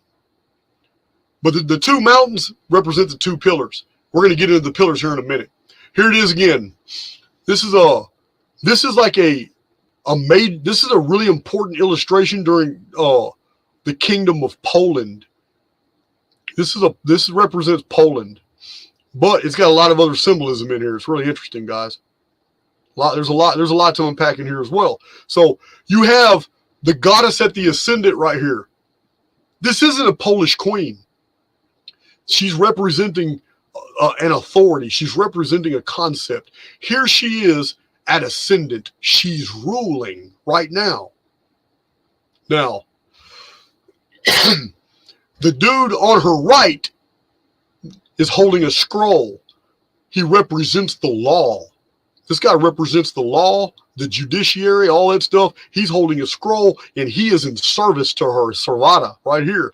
Now, the patriarchy, which is represented by the military orders, is on her left, and he is kneeling as well. They're both low. Well, they're both lower than her, and they're looking up to her. Looking up to her like this shows that they are subservient to her. He has removed his helm as well. His weapon is sheathed. So she is at ascendant. She's powerful, and she is surrounded by all her retainers. Remember, this is a concept. We're going to get into it. This has everything to do with the sun and the moon, the two pillars, the two mountains, the man and the woman. These are all images. These are all images for two concepts that are directly connected to why the Phoenix appears and does what it does. So her crown, or there's a male crown on the table. She's not wearing it. But what's interesting, we have these lions back here. They're rampant standing lions. They are holding up crowns. Again, a lot of these older pictures, they're thrown in there. I don't know. This is conjecture on my part because I don't see any evidence. Let me look real quick. I see the alchemical Christian stuff, but in this particular image, I don't see a single Judaic symbol. This is the circle of phoenixes. This is every time the phoenix phenomenon appeared in history and did what it did. They're represented in different ways because the phoenix phenomenon didn't always do terrible things. It did invoke changes sometimes. These are all phoenixes. I don't know. These are astrological symbols showing different times in history. The phoenix is crowned right here. So I'm not seeing the Judaic. So these lions may not be the lions of the tribe of Judah, showing that it is the Jewish powers that are actually enthroning the European monarchies. I don't know if that's happened yet, by the time this picture happens, because it may have still been done by the Vatican. But look, the Phoenix is central to Poland's rise to power. That's what this image shows. The Phoenix is responsible for the rise in power of Poland whenever this picture was taken. Look, Phoenixes are even honored in the fabric. The fabric has Phoenixes in it. Yeah, they definitely wanted you to understand where that they honored the origin of their sudden emergence to becoming a world power. So that's right there. Here it is again. I believe we've seen this images. Yeah, this is Kusher. Remember, I told you in the beginning that sun and that moon are not really the sun and moon. They are symbols for something else. Again, here's the moon. Rays cast down here. Again, the sun right here is casting rays down into this pillar. There's fire in this orb right here. There's a crown around this pillar. Again, here we have the Asclepius symbol, which is double crowned. But we can't ignore that the artist wants us to pay our attention to the underworld. This is the underworld. What does the underworld have to do with a pyramid? Here are entrances to the underworld. These are mountains with entrances. What does it have to do? Because here's the only other pyramid. There's a pyramid below, and now there's a pyramid above. So the underworld is associated to whatever in this pyramid above is. And this pyramid above is slightly higher than the sun and slightly higher than the moon. Remember, these aren't the celestial bodies. These are concepts. I'm going to tell you what they are. But what's this pyramid in the middle? It's a phoenix. There's a phoenix right there in that pyramid. The symbol of resurrection. It's also the symbol of resets. It's all right here. Now, and above, of course, we got Aries, Taurus, and Gemini right there at the top. So we're going to move on. I'm just showing you how deep this goes. My Archaics veterans, you already know the associations to Phoenix and the underworld. Here's another one. Here's a good one. Again, here's the Phoenix in two different types of representations. One is Aquila. So the eagle, it's like the Roman eagle, which was a phoenix. And then also right here, here's another depiction on the opposite side. And we know it's Phoenix because it says Phoenix. You can't miss that. It says Phoenix right there. So we know it is a representation of the Phoenix. There's no misidentification here. These Phoenixes are deliberately placed with their wings above worlds. These worlds are not planets. These worlds are epics. These are periods in time. These are periods in time that are now over. They are a part of the past. They're under the wings. Now, we have the goddess at the bottom by the tree. Here's the tree of life. Arbor Vitae is the tree of life. Here's she. She's the goddess, later on called Adam and Eve, humankind and the goddess. Here is the goddess with a sword with a ribbon on it right there at the bottom of the tree of life. A lot of times in pictures of the goddess, you're going to see a goose or a crane. But remember, when the goddess was at ascendant, Phoenix was dormant. Phoenix was not regarded as evil. Phoenix was the peacock angel. So here's the goddess around the sacred tree. Here's the peacock angel right there. There's the peacock angel.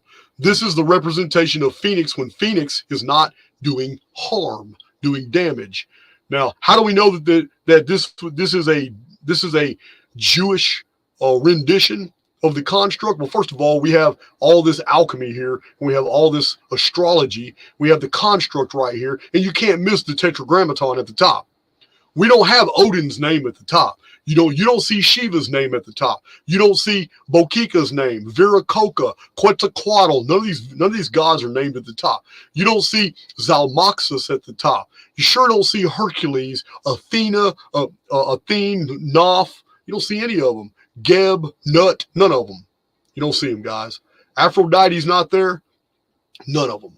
You see the tetragrammaton. You see the actual stamp of the demon that popped out of a burning bush and gave a contract to some people who agreed to that contract and have received the benefits of that contract. Everything promised to them in the book of Exodus, Leviticus, Numbers, and Deuteronomy, that everything promised to them if they would worship that bush, if they would worship the entity that came out of that burning bush, everything promised to them has been given to them. I can easily show you this. I've been showing it to you on Archaics TV. Done all this. It's a full list of promises they were given. They weren't promised eternity. They were not promised an afterlife. They were not promised none of that. They were promised that they and their descendants would inherit the wealth of nations and that they would rule. And and this is exactly what they're doing. It's exactly what they've been doing, ruling by deception. They're very good at what they do. So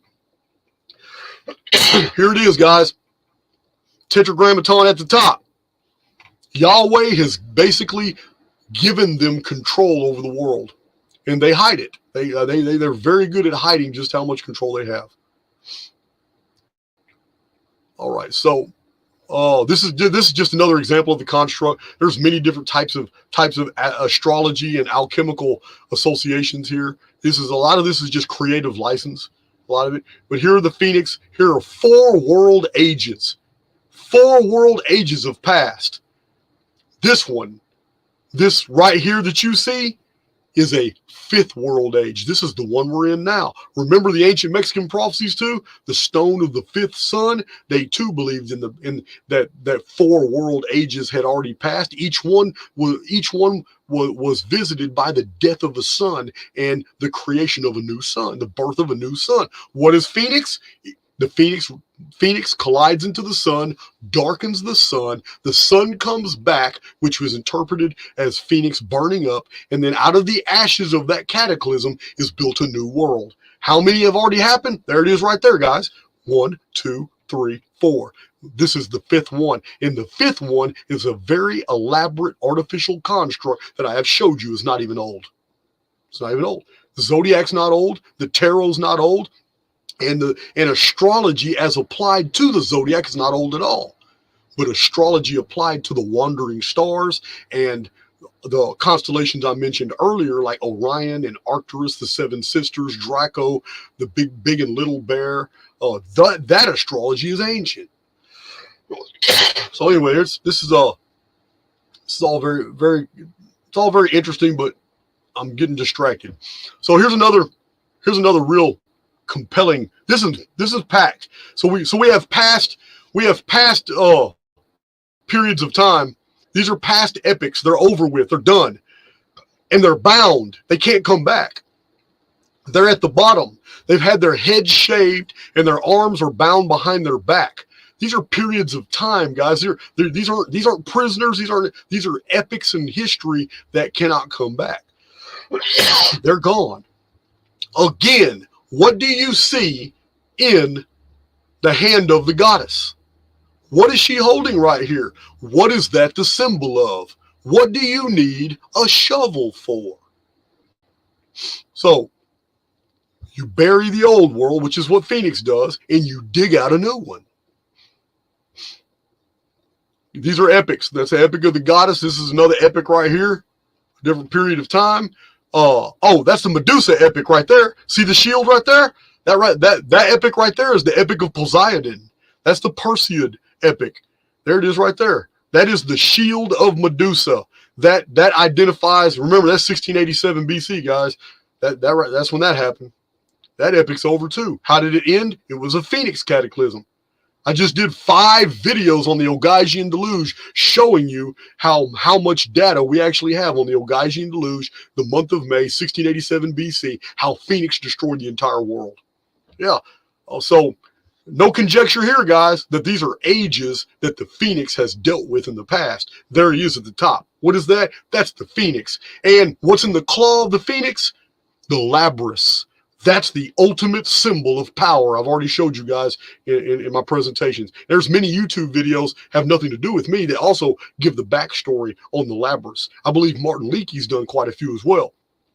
That's the divine thunderbolt of Odin, of Thor, of Zeus. Yeah, I think it's called the Vajra or the Vajra in ancient India, the bolt of Shiva. Anyway, look who's got it now. Another epic doesn't have it, symbolized by a male or a female, a goddess who is dressed. Yeah, if they're wearing clothes, they're not human. They're epics. They're epics in time. Look, guys, this is Phoenix. Phoenix is at ascendant. Phoenix has the power. Phoenix has ended these ages on the bottom. So let's move on. Again, check my chat. We still got more to go. I still got to check my chat.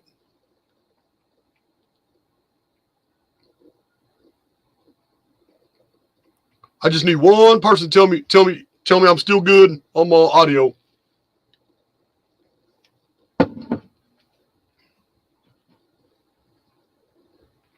You good, bro? Thank you, Jamie Robbins.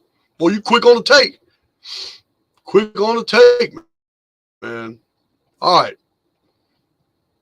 So here's another old depiction of the Phoenix. Again, look, it's a double meaning. The sun and the moon with Phoenix in the middle is to tell you in one layer that the sun is a phenomenon in the sky. The moon is a phenomenon in the sky. Therefore, the Phoenix is a phenomenon in the sky as well. But there's a deeper meaning here because the sun also means something else. And the moon represents something else. And these two concepts are very important every 138 years when the Phoenix appears. Some of you are going to get it before I even say it. Okay, so we have the Phoenix, real crappy artwork, but again, we have the Phoenix, we have some symbols thrown in there to get you to think this is an alchemical. This all is alchemy. They got some planets in here. I'm telling you now, guys, just like modern subterfuge, just like intelligence agencies today throw out bullshit reports and they throw out bullshit intelligence agencies do this all the time. They even use truther channels to help do that. Yeah, they'll sit there and throw out some bullshit out there, hoping other countries bite on it so they will get some leverage. It occupies resources, all that type of shit. So this is the same thing. None of this alchemy and these symbols mean shit here. The real message is the Phoenix is in the middle of the sun and the moon.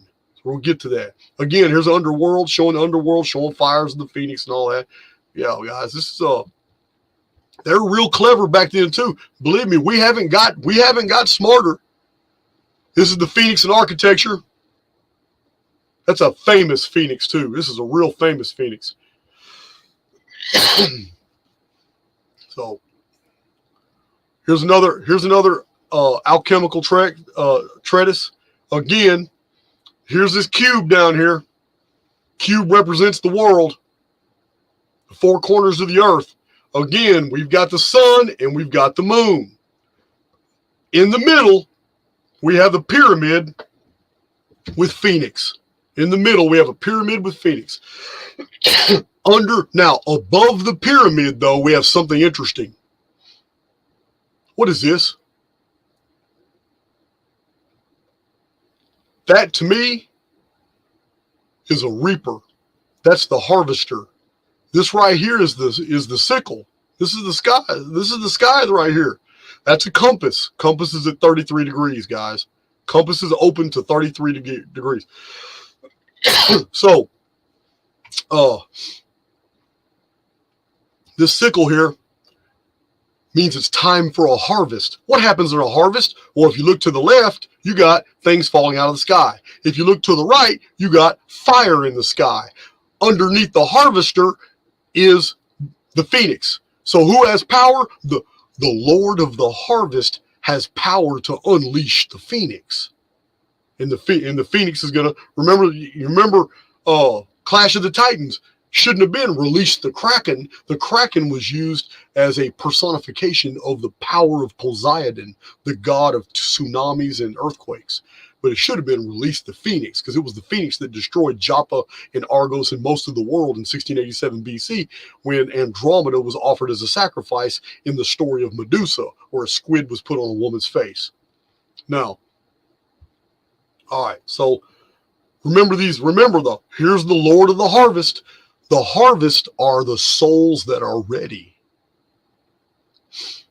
All right, so we've already seen this one. It's just a better picture of it. There's the Phoenix in the over the underworld. There's the elite in the underworld just having a blast, the kings and rulers of the earth. We've already been through that one. Let's move on. Oh, we'll come back to this one in a minute because I got more to show on that one. That was the cover for the video. Again, here's the eye in the sky. What's it doing here? Is it really the eye of providence? Look at all these lightning bolts coming off this eye. There's the Phoenix right there. There's the deadhead skull. This is a really disturbing picture, guys. It's a disturbing picture. Remember, I'm talking about the harvest. Phoenix appears. There's a reset. The Phoenix appears and there's a reset. When the Phoenix appears, it has something to do with the eye in the sky. We're going to get to that. But we can't ignore that. Here are people that are all maimed. They all have walking sticks. Some of them have crutches. They all come up and it's just weird. As they walk, they're waiting in line. Well, two people are looking at their paperwork. One person holds a sickle. So that person's about to get harvested. We know this because the person that's about to get harvested is being wrestled by a deadhead. Here's a deadhead. These are the ones that escorted you to the execution. This is a skeleton here. This is a skeleton in a suit. This person here has read this document and determined that the sickle is going to be used on this individual. All these individuals are waiting to see, but they're the maimed. These are the hurt. It's really unusual what we're seeing here. This guy stands in judgment. He takes the mask off to let the person who is condemned see that what's going on. The one grabbing him is death. So again, we have the symbol of human sacrifice. These snakes are being released by a Medusa right here in the underworld. See her tits are hanging down real low. She got snakes on her head. This is Medusa. Now, this is a human sacrifice about to happen. It's already happened way back here. This isn't speculation. There's a sacrificial victims right here. That's a mother and a child right there. There's a weapon sticking out of her chest. So here's a real old decrepit somebody. I don't know what's really happening, if he's checking in a weapon or getting a weapon out, but yeah, here's the crow eating another sacrificial victim. These are all crows, carry-on creatures back here, bats. Yeah, here's snakes going attacking these people over here. The ones in the middle are totally ignored by everybody. But these sacrificial victim, every time a snake comes over here, that's going to be another sacrificial victim. Here's the Phoenix. The Phoenix is the symbol of resets. There is a discrimination here. There is a declaration here of who gets to live and who has to go. Remember, see these little symbols here? All these symbols? Are these new souls coming into the construct, or souls going into the underworld? What is this? Because we saw them on the other plate next to the Phoenix phenomenon. So anyway, this is just disturbing. It's really disturbing to see here's the eye. Here is basically, remember, this is not Yahweh. This is a servant of Yahweh. This is not Yahweh. This is something that goes to and fro in the earth right here. I'm going to show you evidence of that. This is something sinister. This is something more wicked. It's not neutral. The Phoenix phenomenon is mechanical. It is a neutral phenomenon. This is not. So, just a really weird picture of what's going on. The people in the middle do not seem to be perturbed. The people in the middle do not seem at all, they do not care about what's going on. And I'm going to tell you now, these people have very large protuberances. They all wear the same type of hats. And they all seem very calm, and there's men and women. So, I don't know. I'm going to let you guys speculate. These poor bastards here are going through a selection process. These over here, These over here are going through a selection process as well. All during a Phoenix reset right here. So rather disturbing. Now, here's the Phoenix right here. It even says Phoenix. So I'm not making it up. The bottom of this 300-year-old book says Phoenix right there for everybody to see. So here it is. Here's the Phoenix. But what's happening here, guys? The Phoenix is looking at the sun. The sun's not straight up. The sun's on its side. Remember, a part of the Phoenix phenomenon is to disturb the sun. It does it all the time. Again, we get back to the same one, tetragrammaton at the top. Phoenixes are showing the passages of ages. Here's the earliest age that was ruled by the goddess during the Arbor Vitae, which is the tree of life. Here, back when Phoenix wasn't regarded as a threat, it was the peacock angel. Remember, you got to go back and look at the poem that I showed on Ketub. And here, look at these naked people. This naked person is represented as the sun. This naked person is represented as the moon. I'm telling you now, they're not humans and they're not the sun and the moon. These are concepts, and I'm going to tell you what they are. They are going into this dolmen here. This dolmen here means they are going under the power and into the domain of something that's going to exercise power over them. So how do we find out what that power is? It's real quick. Real quick, we're going to find out that whatever this concept is, represented by the sun and represented by the moon, they're falling under the power of whoever is represented by this six-pointed star right here. There's the six-pointed star at ascendant over the alchemical pyramid. I don't know. Y'all would have to educate me. What's the six-pointed star mean? So, check my chat real quick before we go into this next one.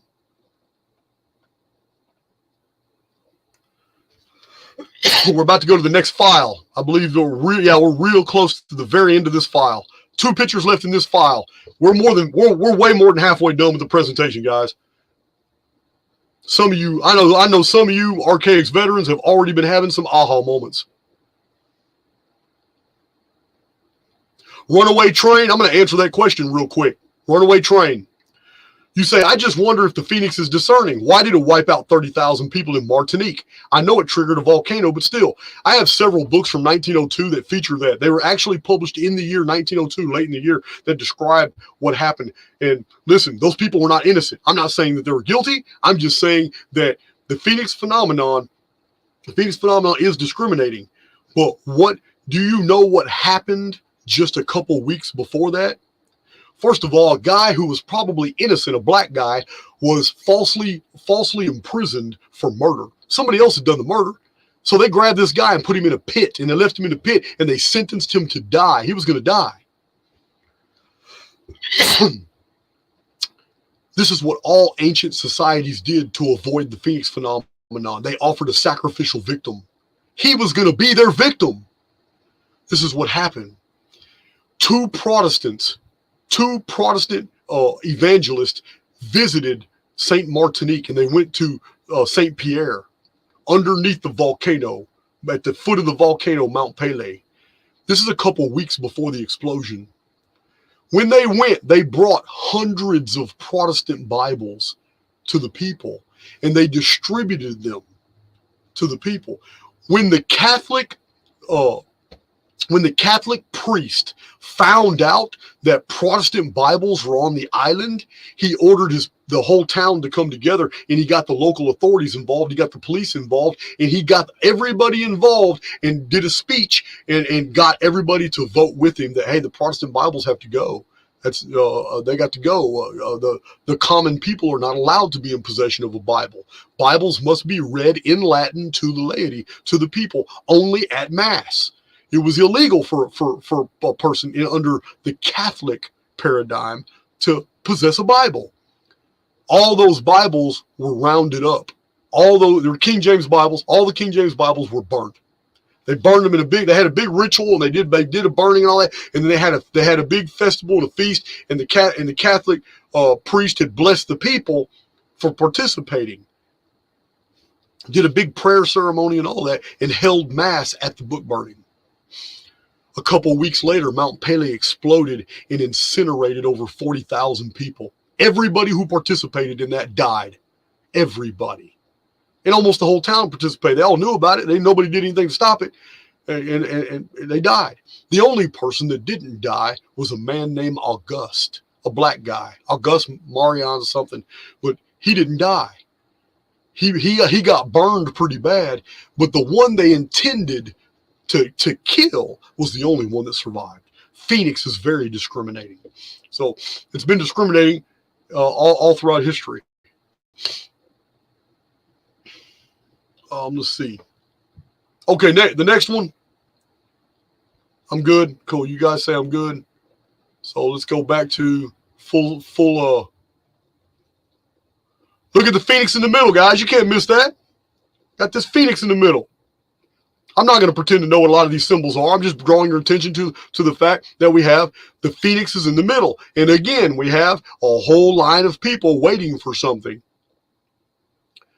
And at the top, again, look at the sun. The sun is obscured behind clouds. What does the phoenix do? It darkens the sun. How would an ancient artist show you this? If they just put clouds there, you wouldn't see the sun. So you wouldn't make the connection that the sun was darkened. So on the left side, they show, okay, what's the sun? The sun is darkened. But on the right, they show the whole cloud cover. They show Moses receiving, look, Moses is receiving the tables of the law from whatever's going on up here. And you see there's the horn, the trumpets of God.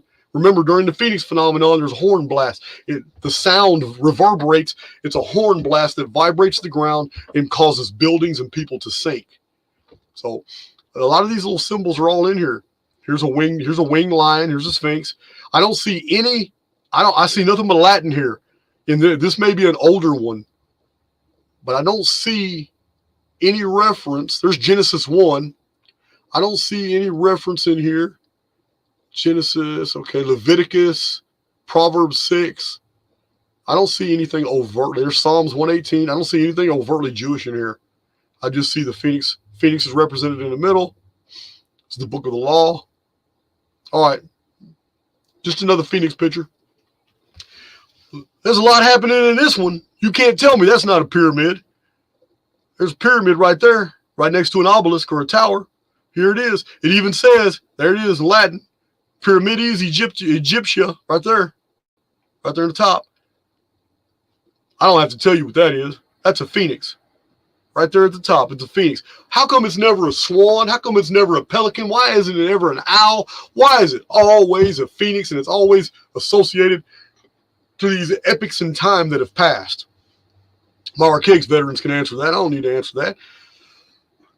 This represents an epic of world history that has passed. It is over with.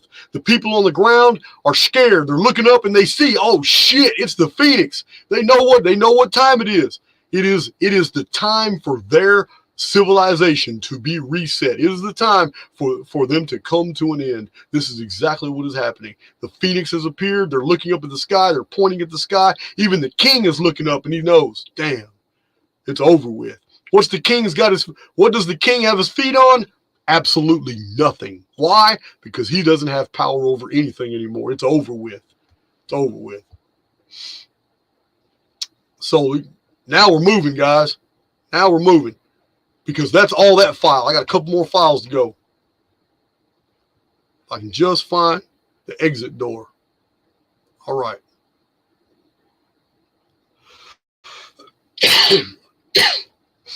Again, we're going to this next file, which I believe we're like 80% done with these slides. Pyramid and I may have lied to you. We might be about 70% done. So I hope you guys aren't in a hurry. Let me know if you guys are going to hang with me another 30 minutes. Because we're going deep. We got to get this out, guys. Yeah, I've got some pictures of Abraxas. I don't know if I brought them this time. I don't know if they're in here. Yeah, there's a lot. Let's see. Jason seems to not want to answer what Aquila means for some reason. I don't get it. I don't get it either. Why would you think it means eagle? I don't give a damn about Aquila. Oftentimes it's interchangeable with the phoenix. I mean, even the Great Seal of the United States up until 1902 was a phoenix. A lot of people don't know that. The Great Seal in 1902, which was a phoenix year, was changed to the eagle. Shows recognition of the change of a change of epic. All right, guys, we're moving. We're moving now. We're getting to the deep stuff. You've already got the back material. Let's do it. Man, I'm trying to get to the bottom of this chat. I just can't get to it. Oh my God. Here till the end. Okay. Jim Bogler, how you doing? Thank you for those books. Here's the next file. It's only got eight or nine images. Okay, there you go. There's the eye and there's the pyramid. Remember, guys, I told you the eye is not the tetragrammaton. The eye is not the demon from the burning bush. It's not separate. Here's Jonah and the whale. You guys see this is all out of the Old Testament. But you see the Christian spires. Here's the Christian churches and stuff. Jonah coming out the belly of the fish, the belly of the whale. Here's little hands coming down for showing that this is a physical manifestation. Something the eye, whatever the eye represents, is physically doing something in the construct. So again, we have the eye here. There's that six-pointed star. I don't know what that means, but it's right there. And the eye's in the dead middle of it. And it's in front of these wings that are here. Two little cherubs, one's holding the key, one's holding the scepter. But there's Jesus. But that don't look like Jesus. That looks like a phoenix to me. Looks just like a phoenix.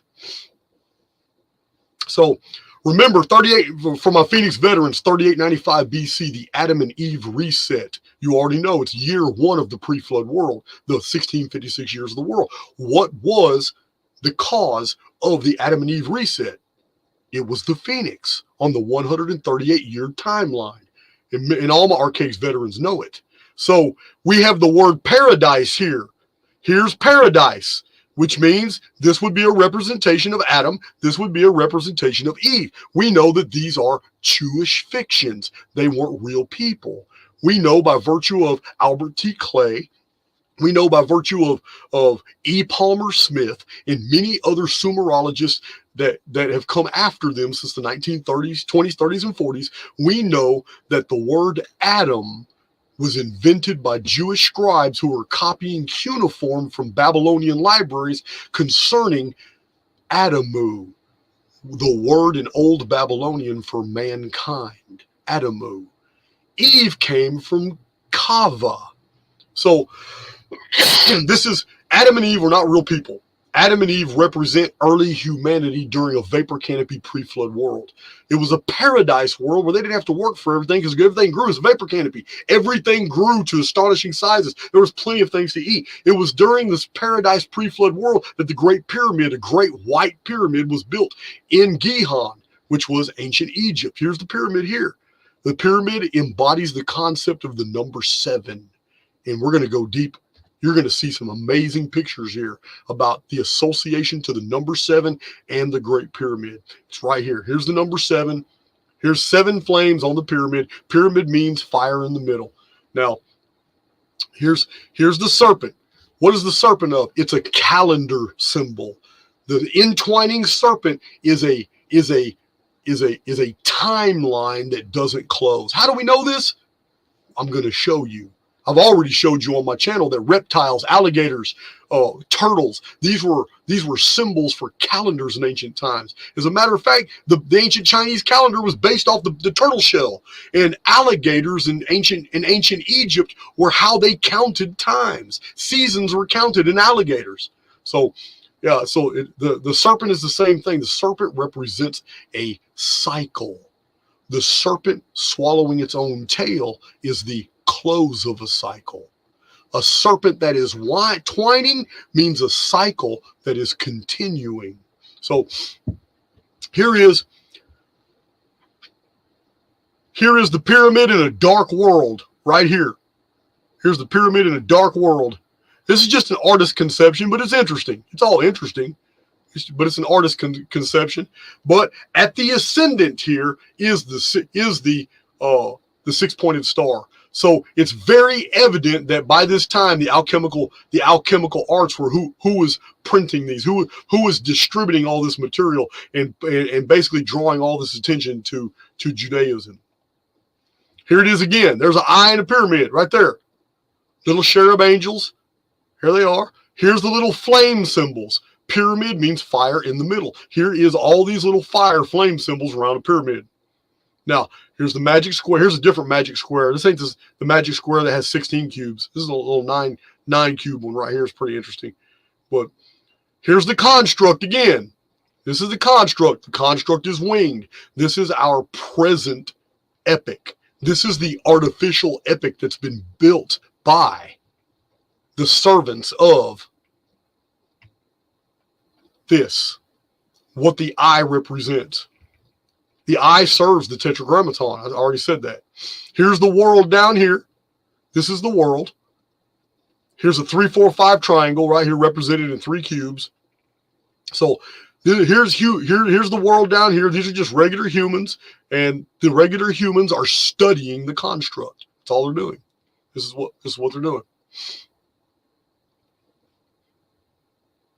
Let's move on. Okay, I do believe, yeah, we've already been through this. Oh no, this is slightly different than the other one. It's almost the same, but it's slightly different. There's Phoenix in the pyramid there. The crown, there's the cycles. 2 snakes, here's these cycles coming up. These cycles are unfolding. There's the sun and the moon on either side of the pyramid of the Phoenix. Guys, it's not the sun in the sky. It's not the moon in the sky. We're going to get to that. Here are the entrances to the underworld. Here's the underworld. So it's very similar to the earlier one I showed you, but it's a little different. Here again is the present epic. This is the present epic that's going on right now. Or the present epic at the time that this was done. It is ruled and governed and overseen by, oh, what is that? Is that the eye inside of a pyramid? Yes, it is. Okay. All the little sun rays coming out. Here it is. Here's the belt of the zodiac. All this is part of the remember, it's part of the construct. It's not real. They invented all this stuff. That's what they did. Now here's people laboring in the underworld. Here's people laboring in the underworld right here, guys. This is what they're doing. We have 2 concepts here. Remember the sun and moon I told you about. We have 2 concepts. I'm just going to draw your attention to the bottom of this, to this man in robes who is with this scientific mathematical material. His feet are on musical instruments and scientific instruments, and he has a pointer in his hand pointing at the men laboring in the underworld. She has a scepter in her hand right here. She is literally pointing at a billows, a fan, blow. Oh no, excuse me, that's not a billows, that's an instrument. Actually, I'm going to let you guys. There's an instrument, a violin behind it. That's a billows in front. Look at their fingers. Look at they pointing at. He's pointing at labor in the underworld. She's pointing at whatever this says or whatever this is. That may be an instrument. There's a violin or a cello behind it. That looks like a billows for a fire, but it could be an instrument because there's a horn. She's got her feet on books and horns and scrolls down there. These are concepts, guys. That's why I'm going to give you a clue right now. You're going to figure it out when you see more. But this lady represents a concept. This man represents a concept. These are humans working, laboring. This is the present epic. Now, this present epic is glorious. It's glorious. Look at all this. It's glorious. This is what was promised. All this whole construct, what's going on, it's exactly what was promised. Not to these poor bastards down here that are working their asses off. Not to these 2 concepts that make sure that these men work their ass off. No. This is glorious. This is the ideal. This is what they inherited. This is what these people got. This is their world. They built for these poor bastards back down here who are doing all the work. So let's move on. Again, about a 200-year-old artist conception right here. Pretty interesting. Again, we have upside down pyramid. We got the two pyramids facing each other. If you combine them, you're going to get the six-pointed star, which is right there in the middle. There's a hidden six-pointed figure right there in the middle. The pyramid and the eye is the subject matter of this, because look, all these eyes. There's 48 of them. Here they are. All these eyeballs right here. Yeah, that's crazy. It's crazy, guys. Just a concept piece. All right. For any of you Phoenix phenomenon doubters, for any of you guys that are doubting, I'm going to blow your mind with this one here. This shocked me when I saw it. You can't make this stuff up. This is crazy. Anybody can put this image in Google search and it's going to pull up where it came from. This blew my mind. This is the Phoenix. You can't miss it right here. Here's the Phoenix. It's called Astronomicon Mysterium something. But I don't even care what it calls. I don't care about the astrological symbols here. I don't care about all this alchemical stuff in the board. None of that matters to me. A lot of this is distraction, guys. Remember, it's just like an intelligence agency. They're going to throw a whole bunch of stuff out there, but somebody who knows what to look for is going to see exactly what the message is really conveying. Guys, this is a concept piece about our reality. Look at the bottom. That's the world. That's the world right there. There's Europe, there's Asia. This is the world. All these are phenomena that happen in the world. But the main thing by which the world is connected to, the world is absolutely in this picture connected to this pillar of the Phoenix. And the wings of the Phoenix embody all these concepts. But what cannot be ignored is one geometrical figure that doesn't make sense. Look at this. There are 3 lines that go to the right. Look at my cursor. Look at my cursor right here. 3 lines go to the right. 3 lines go to the left. A perpendicular axis is right here that goes right down through the whole middle. But there's one line that does not match anything on this whole deal. Even at the top. Even at the top, 2 lines and a perpendicular axis in the middle. Listen, guys, pattern recognition is my thing. And when I saw a break in pattern, I instantly went to it. Look at this. Everything down here matches. All these lines, all these curves, everything has a counterpart. Everything is equidistant. Therefore, they're not the message. They are the background. The message is right here. Do you see this line? It's a 90 degrees. It's a perfect 90-degree angle. This is the rule, the Masonic rule. The 90 degrees comes from the Phoenix. It touches the Phoenix. It goes all the way out here to the 90-degree point and goes straight downward to this point here. Look at this latitudinal line. If you take this same latitudinal line right here, where it ends, and you follow that same latitudinal line, you get to the number 138 right here. You can't make that up, guys. How do you know it's 138? Because right here is 136. This is 137. That's 138. So blow that line up and go back to that same, there it is. There's the 90-degree Masonic angle coming from the Phoenix. Let's follow it this way. Yeah, I don't need to tell y'all what that is. If that's 137 right there, what is that? I'm circling it right now. Let me go and blow it up for you. You can't make this stuff up. You can't make this stuff up. Here is an alchemical treatise, an absolute recognition in the 138-year Phoenix phenomenon. It's right here, guys. There are no coincidences.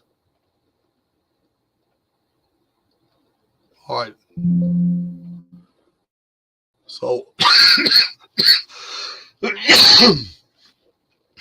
all right. So, Wow. Okay, we still got more to go. 2 hours and 30 minutes almost, guys. I'm not done. I still got too many amazing. We might go 3 hours. I looked in the other file. I still got 20, 30 images to show you. But I'm gonna go further. Yeah, Wendy Flores, you're right. Just wow. You can't make this stuff up. You guys already know. I almost had a party in my pants as soon as I saw that. You guys already know how excited I get when I find these things. Research never stops, man. It never stops. I'll never stop. All right. This came from a really obscure book. It's a giant, huge book from Manly P. Hall. Big John took all the pictures out of it. So here it is. There's the G7 right there. I am that I am. Exodus 3:14 right there. This is the God from the burning bush. I am that I am. This is not the oversoul. This is the counterfeit God. Right here, represented by the letter G, which is counterfeit. It doesn't mean God. It means the number 7. So, it means the Sabbath. So it's just interesting stuff. We got the 2 pillars here, guys. Look at this. These 2 pillars, 2 concepts. There are 2 concepts here, guys. Now, do you see what it says right here? AD. Look at that. It says AD and it says AL. This is for Anno Domini. This is a record for Masons. This is an actual document that gets signed. This right here, what you're looking at is a document when a man becomes a master Mason. This is what the lodge gives him. They date it right here in 2 different dating systems. One of them is AD, Anno Domini, which was specifically designed to hide the Phoenix in 526 AD. The other one is AL, which is Anno Lucius. This is the Lucifer calendar. It's right here, AL. Remember, I showed you the Lucifer picture. It shows Lucifer is trapping all these souls in this construct. Oh, here's the evidence. What I'm telling you, here it is right here. Here it is right here, guys. This is to certify that our worthy brother is written and his name on the rock, Ne Veriatur, has something with regularity been initiated and has been entered apprenticed and has now passed on to the degree of fellowcraft and raised to the sublime degree of master mason and is a member of.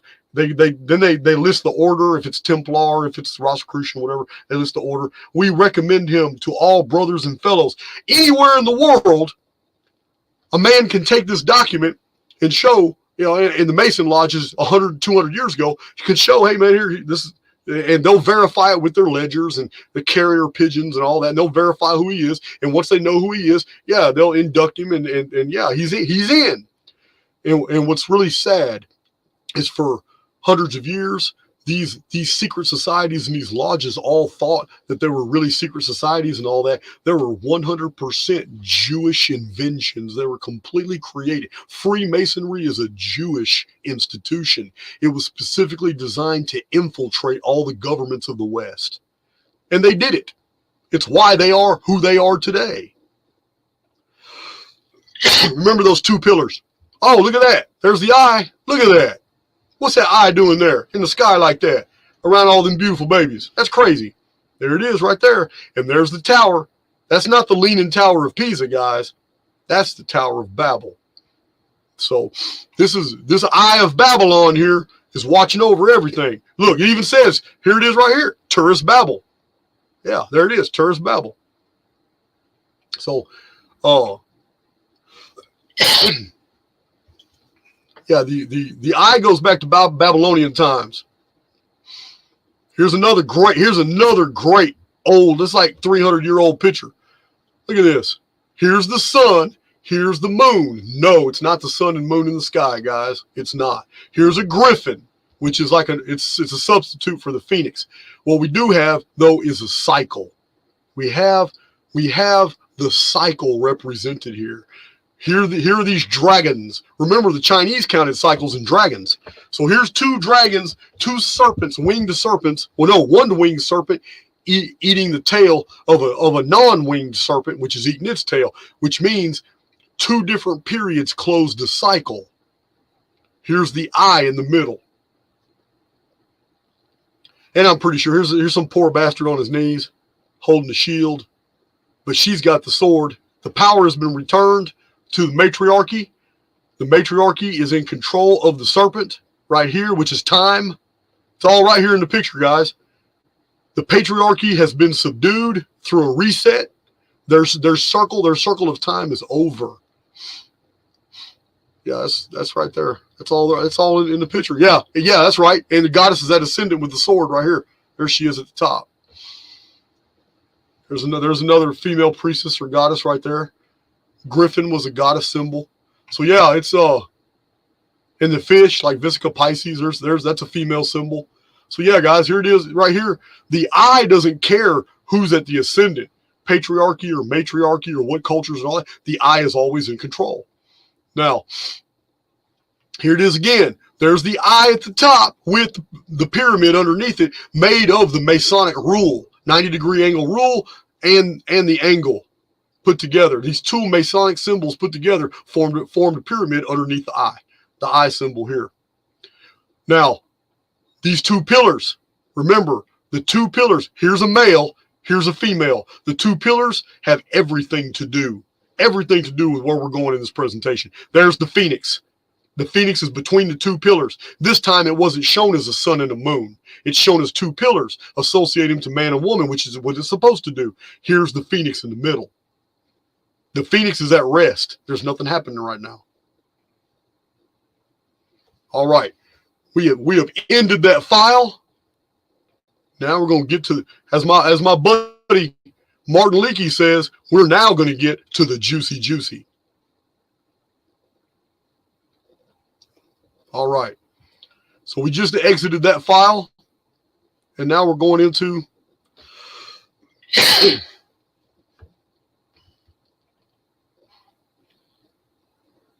the juicy. So we're gonna have to go backwards.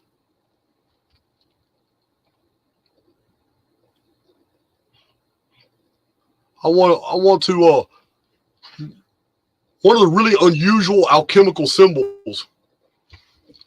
It's a symbol that's ancient, but it's a really old alchemical symbol. It's very interesting. I'm gonna show it to you.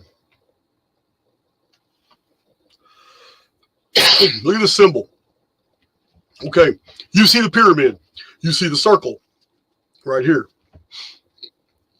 This is really interesting. There's been some artistic, creative license in here, but this symbol is a 7-pointed star, but it's cleverly hidden by this 3-pointed, this trigon. This trigon in this circle almost hides the fact that this is 7 points. It's 1, 2, 3, 4, 5, 6, 7.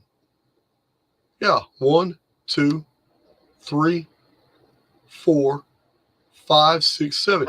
Here's a 7-pointed star. So the 7-pointed star is very prominent. Look at this. And Lapidai Philosophica. Oh, there are my dogs going off. Let's see. Y'all gonna have to suffer the dogs. It's late. It's already dark. You're gonna have to suffer the dogs.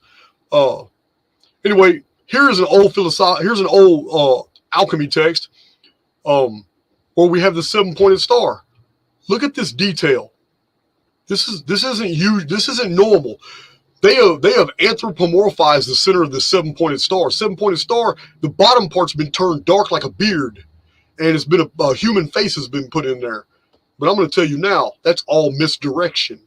Here's the 7-pointed star, represents the number 7. We don't have a lot of clues here other than these past ages. See these people here? Here's the sun. Here's the moon. Sun and the moon are on either side. These are concepts. Again, it is also reiterated at the top. Anime, it's called anime, which is life force, and it shows the sun, but it's not the actual sun that's the meaning here. Like I said, we're going to get to that.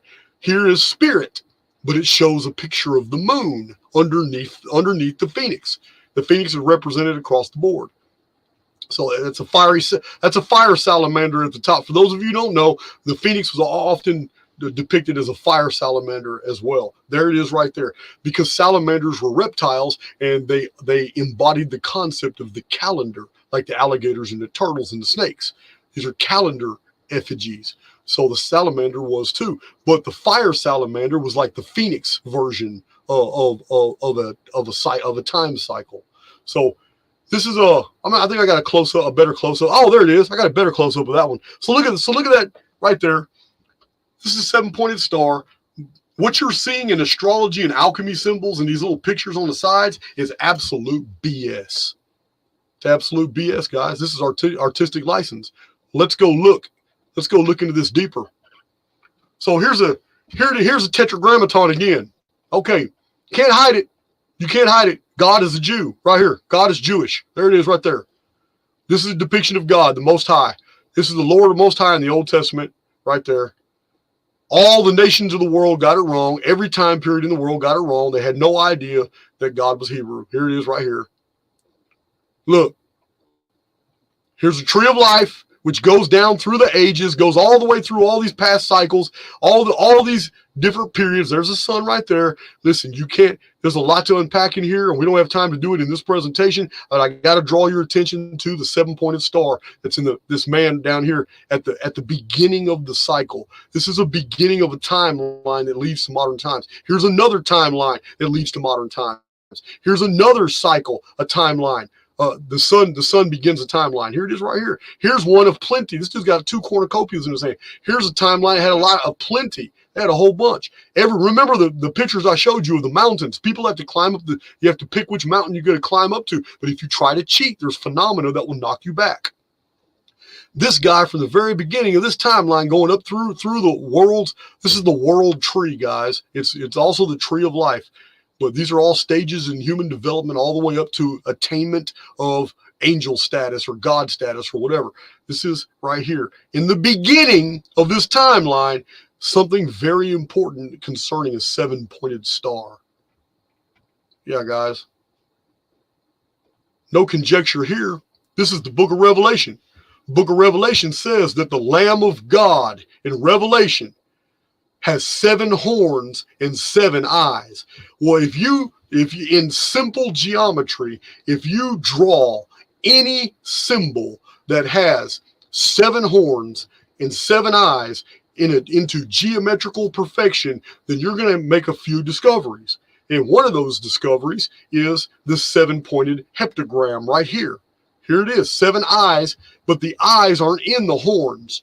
The eyes are in the pyramid part, and each pyramid is 52 degrees. The 7-pointed star is almost like a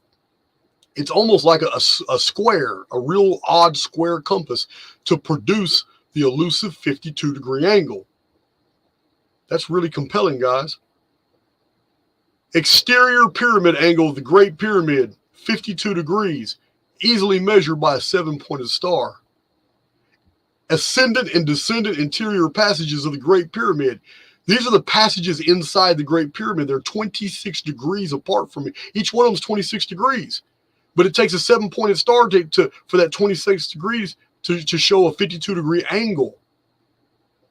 The 7-pointed star, a 7-pointed star type program or instrument was used to make these angles in the Great Pyramid. The 7-pointed star was known to ancient systems. Here's the Celtic calendar. This is how the Celtic calendar was represented in old times. It's a 7-pointed star. Here's Sunday. Sunday is a line that goes to Monday, which is a line that goes to Tears Day, which is a line that goes to Woden's Day, which is the middle of the week. Here it is at the Ascendant. Oh, okay, you can call it Hump Day, which descends to Thor's Day. And then from Thor's Day, it goes to Frigg's Day, the goddess. Here's 6, the number of man. Men are created by goddesses, females. Excuse me, guys. I'm still not over my bronchitis.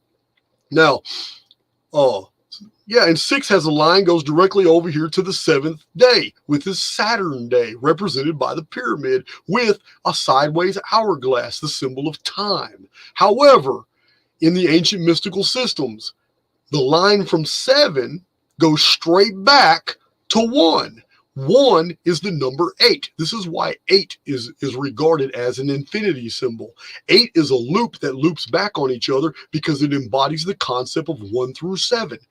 When 7 pass, 8 is number 1 of the next 7. Therefore, 7 becomes the eternal number in our construct. It is the number that contains us. Here's the Chaldean star. This is the Chaldean star calendar for the days of the week. These are the actual symbols right here for the Chaldean days of the week. Here you see Sunday again. It goes Sunday goes to Moon Day, goes to Mars, and then from Mars it goes to Mercury. From Mercury it goes to Jupiter. From Jupiter it goes to Venus. From Venus it ends at Saturn. Saturn is the Sabbath. It's that ascendant. Saturn is the symbol of a little worshiping dude. Look at that. How'd that happen? It's crazy, guys. It's crazy. So we're done with that file. Let's move on to the next. There's only 4 pictures in this file, so let's get to it. You guys are already familiar with the concept.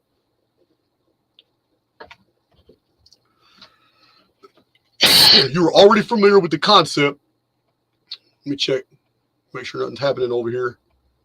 I got a rogue program that's bothering me, so I got to keep checking my chat. All right. So, you guys see this? I drew this years ago in prison. This is an illustration in my first published book, The Lost Scriptures of Giza, from 2006. This is the 2 pillars before the Temple of Solomon. Now, I'm going to tell you now, that temple never existed. That temple was later, not in the days of Solomon, it was later created during the Persian period. And it was built by the Edomites and the Jews, but it never existed in the period of time that the Old Testament says, because the only holy city that all the cuneiform records from about 20 different nations that we have found in that area of the world, none of them recognize Jerusalem as anything important. It wasn't even on a trade route. Jerusalem wasn't shit at all in any period of world history until after the 4th century BC. And then it became a problem to the Romans, and they wiped it off the map twice. Jerusalem has never been important for anything. Never had a Solomonic temple there. It did have a temple that was called a Solomonic temple, but it wasn't built to the 4th century. And it was nothing like the prestige that the Bible describes, because the temple that's described in the Bible is at the holy city that was acknowledged by the ancient world. Oh yeah, Babylon, Egypt, the Hittites, Mitanni, the Amuru, they all acknowledged Kadesh as the holy city. And that was in northern Syria. That was an Israelite city. It wasn't a Judahite city. Believe me, guys, all this history has been totally redacted, and I got a whole playlist, Dark Scriptures playlist, that explains all this. All right, so Boaz is supposed to be the you are told in the Kabbalic text, Boaz represents the sun. That's why the sun symbol's there. You're told that Yakin represents the moon. It's total BS. These 2 pillars don't represent that at all. Boaz and Yakin are representing concepts like I showed you earlier, and I'm going to get to it what those concepts are. So here again we have. Here's our first representation of, here's the 2 pillars identified as 2 mountains. These 2 mountains provide a gate. It doesn't matter which one you ascend. Both will get you through the gate. Now, here's a depiction in a laurel at the top, but it's shaped like an eye. That's by design, guys. It's 100% by design. So this is just an artist's rendition. But I'm telling you now, this is emblematic of the 2 pillars in the eye in between them. In the eye having something to do with being a portal, which is what you see here. But these 2 mountains in this illustration are represented as, on the left, religion. On the right, the law. Not the law of Moses, but we're talking about jurisprudence. We're talking about a legal system. That's what's being represented. The legal system holding the balances and having scrolls of the law and then a sword to execute justice is not talking about the Old Testament Mosaic law. It is talking about civil law. Let me move on. Here we have, do you see this female here? She represents an age. She represents an epoch. Her arrival has completely ended a prior epoch. Her arrival is deemed as justice. Do you see the sickle in her hand? This is the harvester, but it's also a symbol of exacting retribution or justice. She has the shovel in her hand. It's a reset, and it's very obvious what these people are going through. You can tell. Creatures of the sea are eating them. Their ships are sinking. They're drowning. Here's a drowning guy right here. This is what's going on all back here. Now this sea represents an age, and they're being wiped out. The architecture over here represents the new age. Her hat is architectural. Her hat, there's nothing happening to her because she's on a symbol of stability. What do anchors do? Anchors provide stability in chaos. This is the function of an anchor. This is why she's standing on an anchor. She's firm. She's okay. The world that she's ending is not. The shovel is a reset symbol. Here is. Here's the new civilization. The new civilization is being built upon the ashes of the one that was destroyed. Architecture is going just fine. People have their roles. People are surviving. People are fishing in the sea, and they're gaining their sustenance. But not everybody in the old world died. Not everybody died in the reset. There were survivors. Those survivors have to go through their punishment before they can continue in the new world. Here's your re-education camp right here. It's not the only one. They have something they have to change before they're allowed to move into the new paradigm, into the new world. They're not the only ones. These poor bastards up here are awaiting their sentencing as well. So, yeah, guys, there's a lot to unpack in these pictures. They have a lot of meaning in here. So let's move on to the next one. I think that was the last one going that way. That was 2. Okay, look at this, guys. Here's the eye. There's the pyramid again. There's the sun. There's the moon. But now the sun and moon are actually laid side by side with the concepts they represent. Look at she's holding scrolls and a cross. This pillar represents the control system known as religion, represented by the sun. The sun, remember, Jesus was what? The Son of Righteousness. What are all the 12 disciples? They're solar symbols. All throughout the Bible, everything is relegated to a solar symbol. Don't believe me? 1880s. Read the 1,000 pages of research by Gerald Massey, who breaks down the entire New Testament into solar symbols and shows you every bit of it. On the other side of the tetragrammaton, there it is. They tried to hide it. There it is right there. Tetragrammaton. On the other side of the center, controlled by the people of the tetragrammaton, is the moon. But it's not the moon. What I tell you, it was a concept. The concept is right here. Here it is.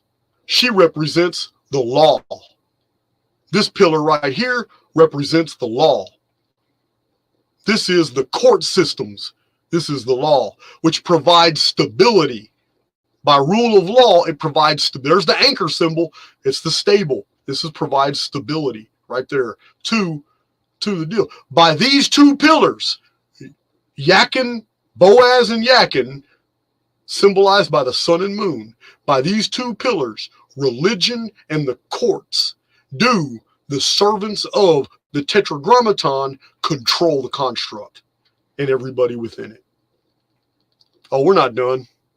We are not done, my friends. That's that file. We're going to the next file now.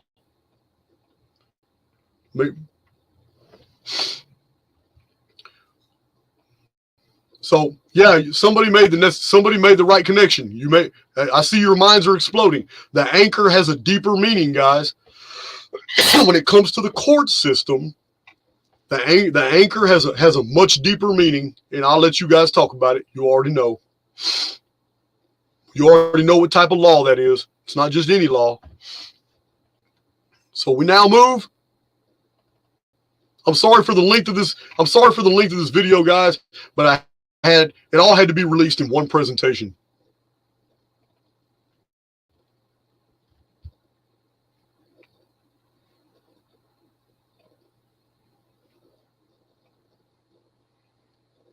Okay. Here is this is emblematic of an age. There's your serpent who is not closed. That means while the cycle continued, it was nothing but a paradise world. It was a peaceful world. Men and animals, the peace is represented by them being naked. They've got fruit that they can eat from. They got along with all the animals. There's wild animals and there's domesticated animals. There's herbivores and carnivores here. It's a beautiful world. The snake has not swallowed his tail. Therefore, while that cycle continued, there was peace. It was a beautiful paradise type world. It's just a very simple symbol. Now, here's where we get in some deep symbols, guys. We are looking at two suns. These suns do not represent two suns in the sky. That's not what you're seeing.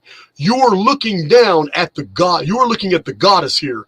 The goddess is at ascendant. She is ascendant.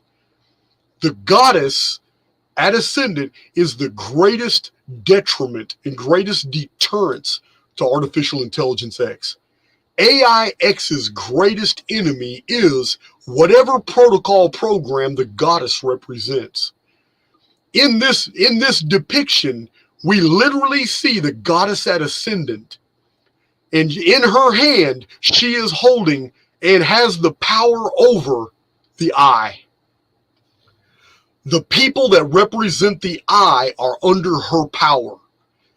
The people who serve the eye cannot stand the goddess. They hate her. Here's the goddess. This sun age. This is a sun. Remember, all the ancient calendrical systems were sun ages. When a sun died, a new epic was born. It was a new epic. It was a new period. Here's two suns. These two suns embody a time, two different ages when the goddess was at ascendancy. Here it is. But look what you're seeing here.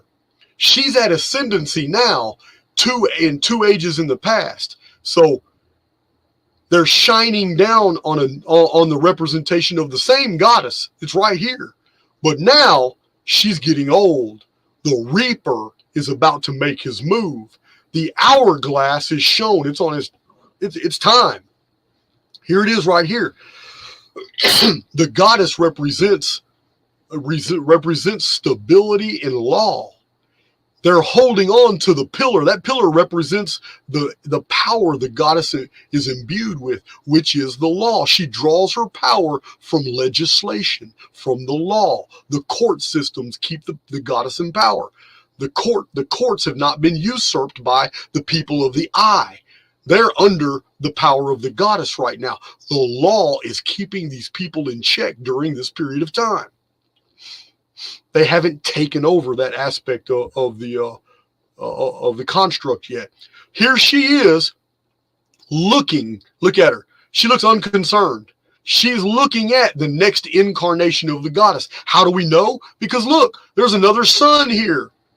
So for another sun period, for 3 sun periods, the people of the eye right here are not going to be able to do what they want to do, which is have world dominion, which they possess right now. Remember, this is three and a half centuries ago.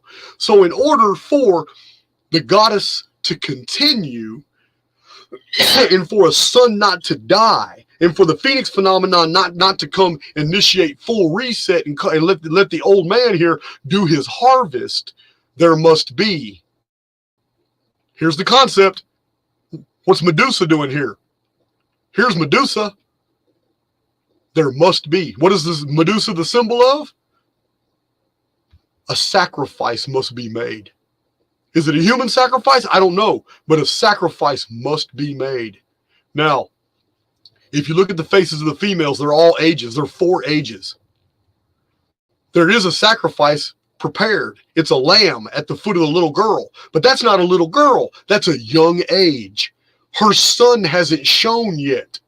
Only the 3rd sun appeared over the young goddess, because you see the young goddess whose breasts are bared, who isn't fully clothed in her regalia, but she has a sun over her head, meaning she's the next age. She's the next age of the god. She is a continuation of the age and rule and sovereignty of the goddess. There's not going to be an interruption of rule. She is taking down the law. The older goddess who is in power right now, she is dictating to the goddess to come what her powers are, what the law is.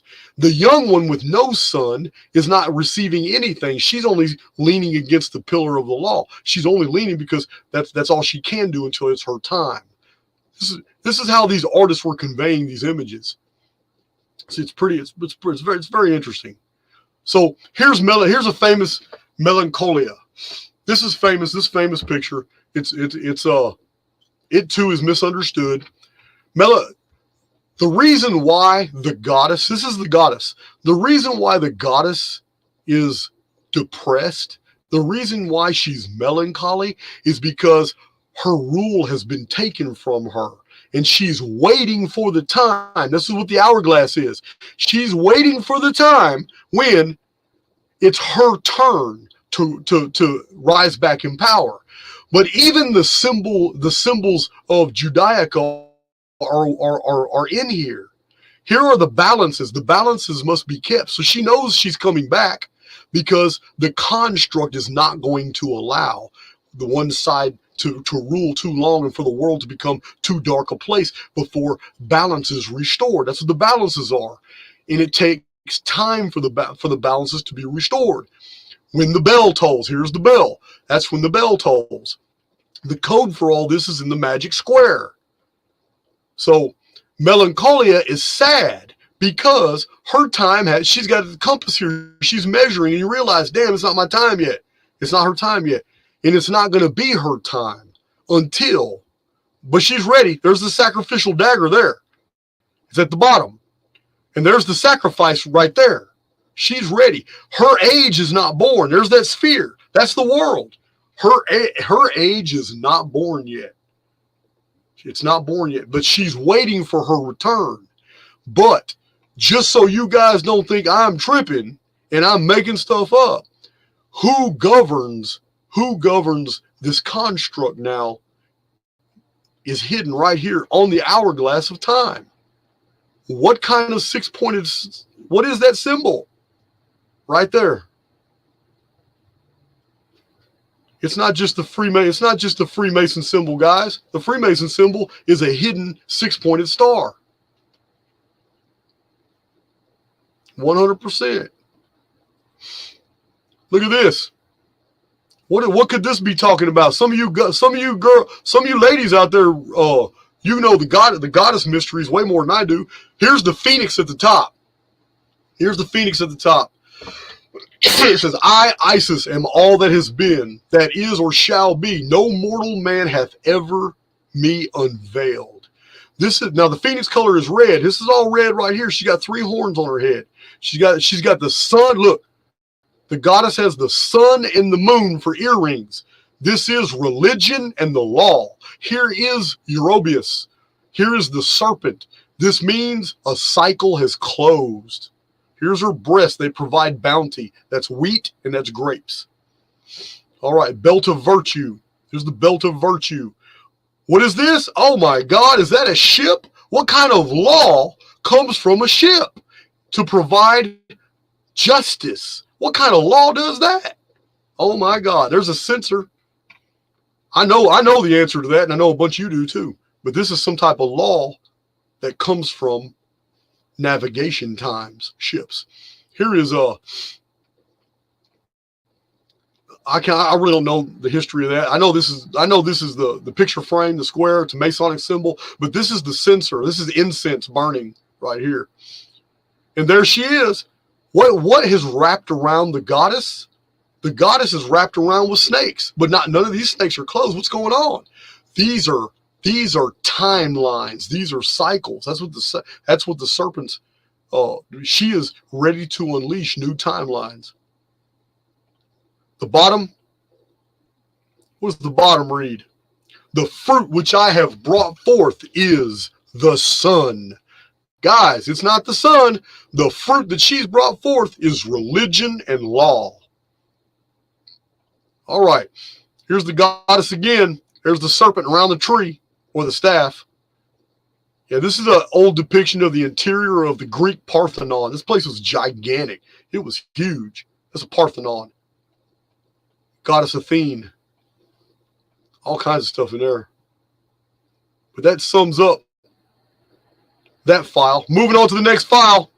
We hit 3 hours, guys. Thank you for hanging for me. I'm sorry this presentation is so long. I'm sorry this presentation is so long, guys.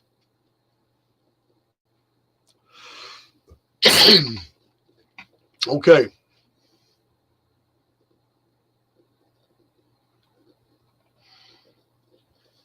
Now we're going to get to the get to more good stuff. All right. So,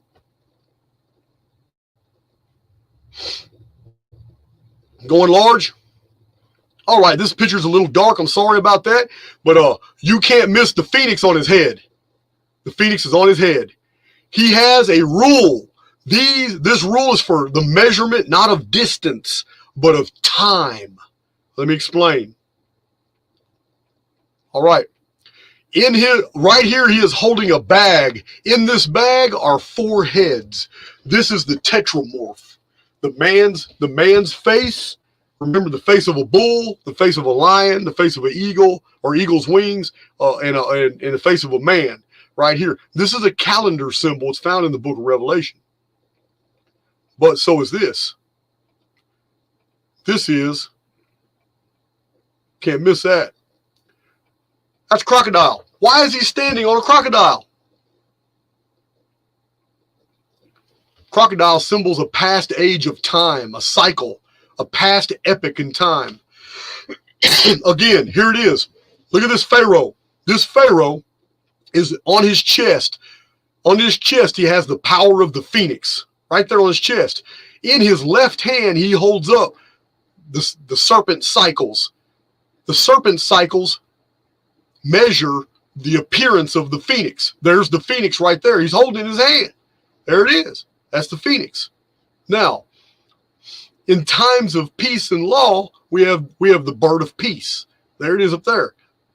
There's a crane. This is a river dweller. It symbolizes the Egyptians.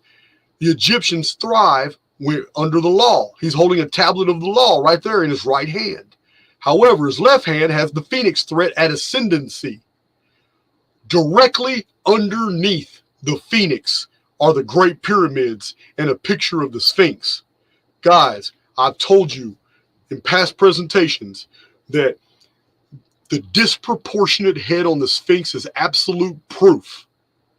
Nothing in Egypt was disproportionate. Their architecture was perfect. Their statuary was perfect. Everything was good. So why would the largest statue in the ancient world, one of the 7 wonders of the ancient world, the Great Sphinx, which is 240 feet long and 66 feet high, why would it have a head that was 3 times small, 3 times disproportionate to the mass of the body?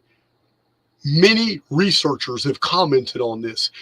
You can really see it from an aerial view that the body mass basically necessitates a head almost 3 times larger than the head that's on the Phoenix now.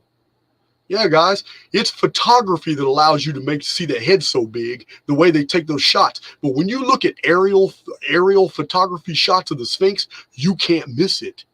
The head is super tiny. Why? Because they shaved it away.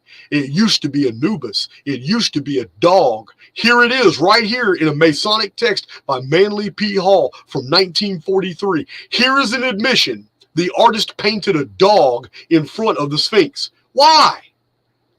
Because even the Freemasons know that that statue was a symbol of domestication. That statue was not a man's face with a weird Egyptian helmet. It was a dog. But they had to whittle it all the way down to produce that face, human face and deal. But it was originally a dog. This, and I've shown in my videos that the ancient Aztecs believed in a sacred mountain place. And that mountain marked the head of 9 rivers. Those nine rivers were protected by a giant dog. This is an ancient Aztec belief. The 9 rivers is the Egyptian 9 bows. The holy mountains are the great pyramids. And the giant dog the Aztecs remembered was the original Sphinx, not the Sphinx we see today. Here it all is. An artist in the 1940s, maybe Manly P. Hall himself, he understood all these concepts. And what is the Pharaoh doing? He's stepping on the calendrical system of the old order as he implements a new order. How do we know he's bringing a new age? Because he's holding up the phoenix at ascendancy. That's what he's doing. And the picture below the phoenix of the dog and the Sphinx shows how the phoenix ended a prior age. Here it all is, guys. Remember, ancient Egyptians counted time by crocodiles. Just can't make this stuff up. Okay, so here it is again. We got the reptile eating his own tail like a snake, dragon. At the bottom, this is the end of a cycle. It's the close of a cycle. It's at the very bottom. It's the close of a cycle. Then we have the present cycle, where we got these guys doing whatever they're doing. I can't really see. It's really hard to tell what they're doing. But it's mainly the imagery I just wanted to draw to your attention. There's the holy mountain, but we have the sun and the moon. Now, so to get to the holy mountain, you've got to either do it by religion or do it by the law or by both. That's what the sun and the moon are the embodied concepts of basically religion and the law. And that's what these two guys are here on either sides of this altar with the candle on it. There they are right there. On the left is a winged guy or somebody holding a scroll. But on the left is a guy in a religious robe, a priest, and the guy on the right, we know he represents the law because he's got a blindfold on. He's got a blindfold on. So there it is. Here it is again, guys. There's the eye at the top. There's the eye. There it is. Providentia, providence, not the providence you think. There's the sun symbol of religion. And there's the moon symbol with the stars of the law. Here's the world. They're holding on to the world. The history of the world, guys. You are looking at past right here. The history of the world. Look, right here. You see this old woman holding this scepter or spear? Yeah, she's a past age. She's already aged and passed on. She's gone. Here's another one right here. You see the sun. There's the sun symbol right there she's holding. Right there. She's a past epic too. The current epic is the one in the middle. She got the sun symbol right there around her head. She is the current epic. The current world epic is not like any other epics. This current world paradigm is represented as a globe. None of the other past paradigms were ever presented as a globe. None of them were. This map of the world and all this all has everything to do with the present world we're in now. It is not like the prior epics. It's not like the prior time. You can call it a simulation. It doesn't matter. It's not like the earlier ones. How do we know that these are all different ages? Look at we know by everything we saw in these prior pictures, but look at the bottom. On the bottom, look at these old ages. They're gone. These are old epics of time. These are old past historical periods. All gone. How do we know? Because it says right here, the history of the world. This is what it is. And they cleverly put these pillars in here. So let's move on to the next one. Look at this one. Wow. Oh, have we already been through this one? We got the eye. Yeah, in the beginning, we got the eye symbol right here. Here he is. Yeah, here he is again. He's not the sun, and she's not the moon at all. There's the tetragrammaton. Here they are. This right here represents a caste of the elite who have put themselves in that position by serving the demon out of the burning bush. Here is this guy here represents religion, and as long as the construct that has been built by the tetragrammaton is worshipped, religion, the phoenix right here is subdued. Do you see this? As long as religion is powerful, as long as religion is used to govern the masses and keep them in control, the kraken right here can't be released. The phoenix can't be released. It's when a world loses its spirituality that the phoenix actually is empowered. Now, remember, she's not the moon. This right here. This is the times of peace. She represents stability. She represents peace and stability. Here's the peacock angel. Go back and reread Ketub. I published the Ketub in a PDF and on the video. Go find the Ketub deal and in my Dark Scriptures playlist and check that out. You'll read about the peacock angel. All right, so let's get over here. We got a lot of symbolism here I don't quite understand. We got these rays going into the underworld. I really don't know what's going on. Don't really care. Presentation's getting too long. I just wanted to address the phoenix and the concepts here. Again, right here at the top, you have more evidence that God is Hebrew. It's right here at the top. Here is just a simple artistic picture of a cycle of Earth history, basically being devoured by the new cycle right here. That's what's happening.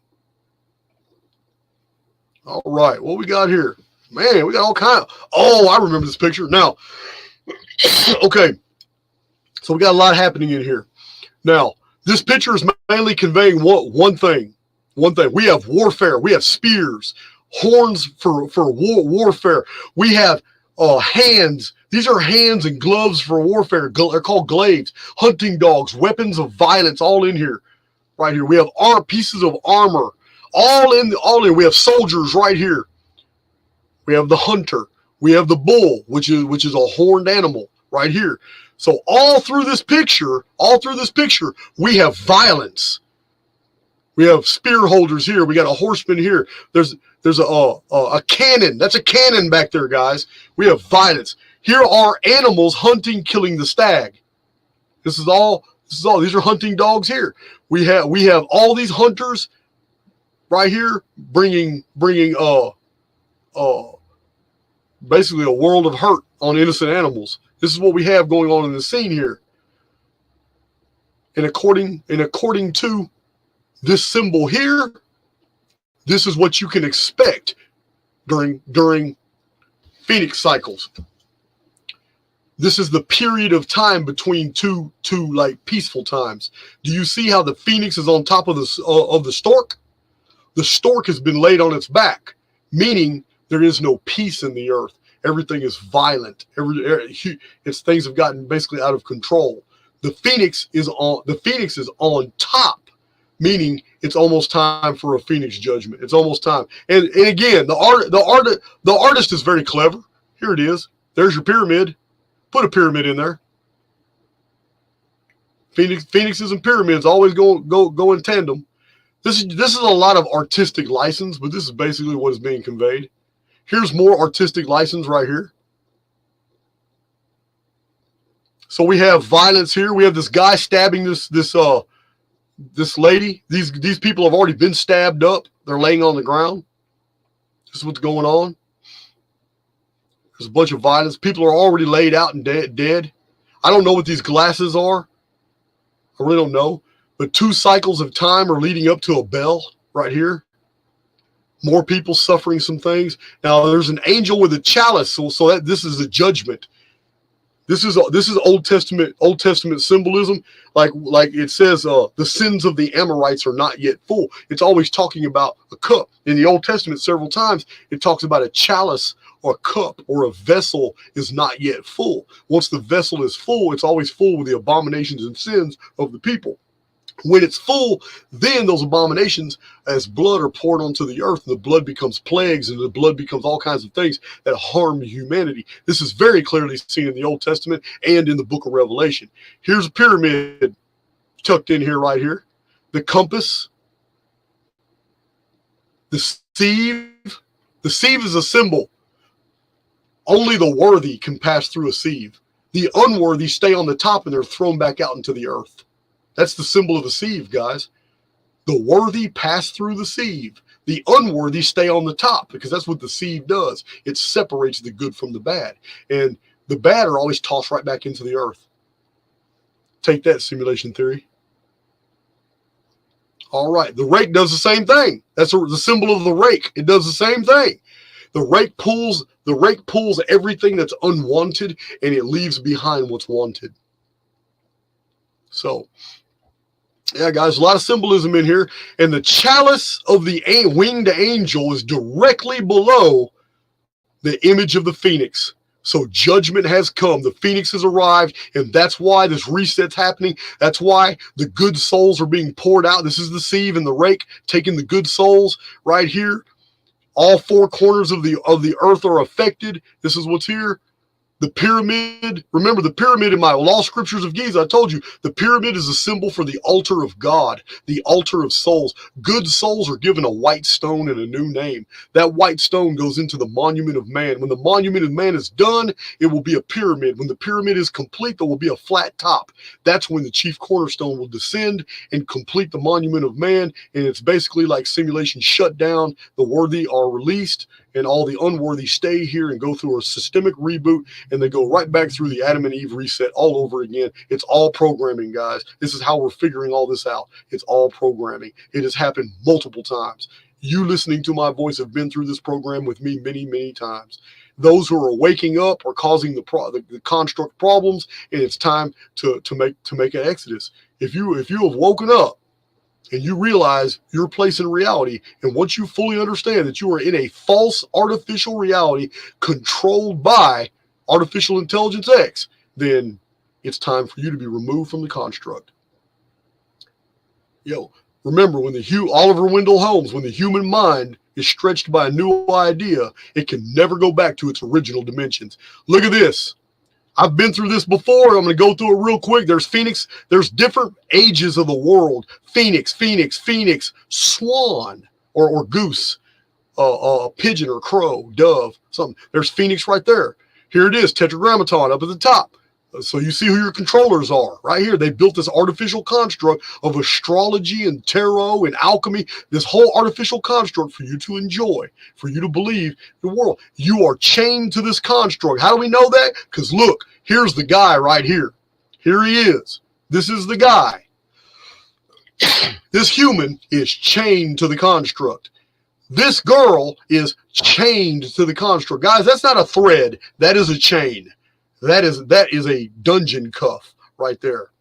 This is what's going on. There's the eagle, Aquila. Here she is, the moon. This female is chained to the law right here. There's Aquila right there. This male is chained to the sun, religion. There it is. Uh-oh, what do we got here? We got Phoenix. We got 7-pointed stars. You can't miss that 7-pointed star. His foot is on the 7-pointed star. His foot, this guy has somehow gotten control over the Great Pyramid. Here it is. The Phoenix wings is stretched over two prior worlds. Two worlds. One world will be destroyed by fire. One world was destroyed by water. Those are vapor canopy clouds. Here's another 7-pointed star. Maybe the Great Pyramid was activated at these periods. Here is a rampant lion. Is that the lion of the tribe of Judah? I don't know. Robert Siefer seems to think so, and I can agree with him because I've seen the tetragrammaton everywhere in all these alchemical texts. But if you think that this is, if this isn't a code, you're wrong. It says Phoenix right here for everybody to see. Not only that, but this is religion and the law. Keep you chained to the construct right here, which was invented by the Tetragrammaton. The people who serve the Tetragrammaton operate the construct to keep you enslaved in religion, chain, and keep you enslaved by the legislation in the courts. It's all right here, guys. It's all right here. This is it. This is what it's talking about.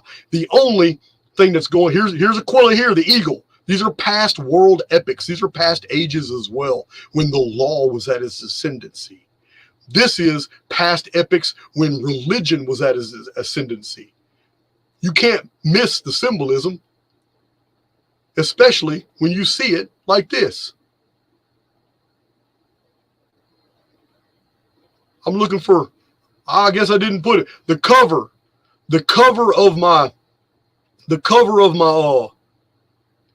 of this video shows the actual pyramid that's created by going from the center of the sun symbol, which is religion, to the center of the 7-pointed star, to the center of the other 7-pointed star. It forms the pyramid with the phoenix word in the middle and the phoenix bird being the foundation of the pyramid and entrance of the pyramid. There it is, guys. You can't get past that symbolism. It's amazing. It's amazing. We're chained to a construct, and the servants of the construct own all the publishing companies. The servants of the construct basically own the court systems. They've been owning Hollywood for forever because they needed to own Hollywood so they could shape our perception of reality and keep us from figuring all this shit out.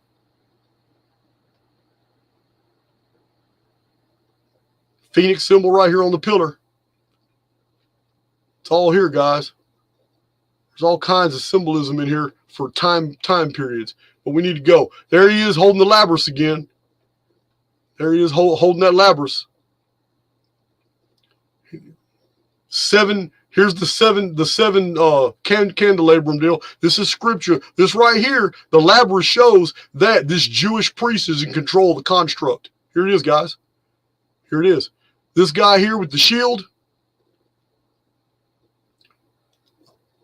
This right here is basically the enforcer for, keeps all these people in check. All these people down here, all these people are part of the construct. See how they're dying down here? All these people, these past ages. Look, he's chained. This guy's chained to the construct. That's why he died. He is chained. Look at him. He's got chains on. He is chained to the construct. He's dying right now. He looks like a skeleton. He's dying. And he's right under this little symbol here. Looks like a whole miniature construct. Right here with an eyeball in the middle of it, right there. Can't miss it.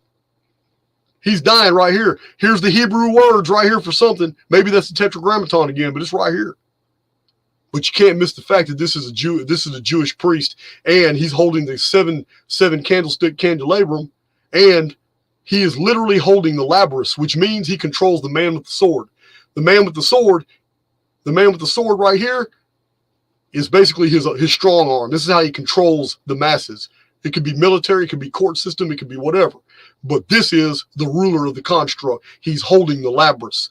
This Jewish priest rules this present epoch. Here it is. That's what that symbol means. That's the symbol of Zeus, Zeus Jupiter, Zeus conqueror. That symbol's never changed. Wow, I'm really upset. I thought I had that picture of that. I mean, it's on the cover of this video, so it ain't lost. It ain't lost. All right.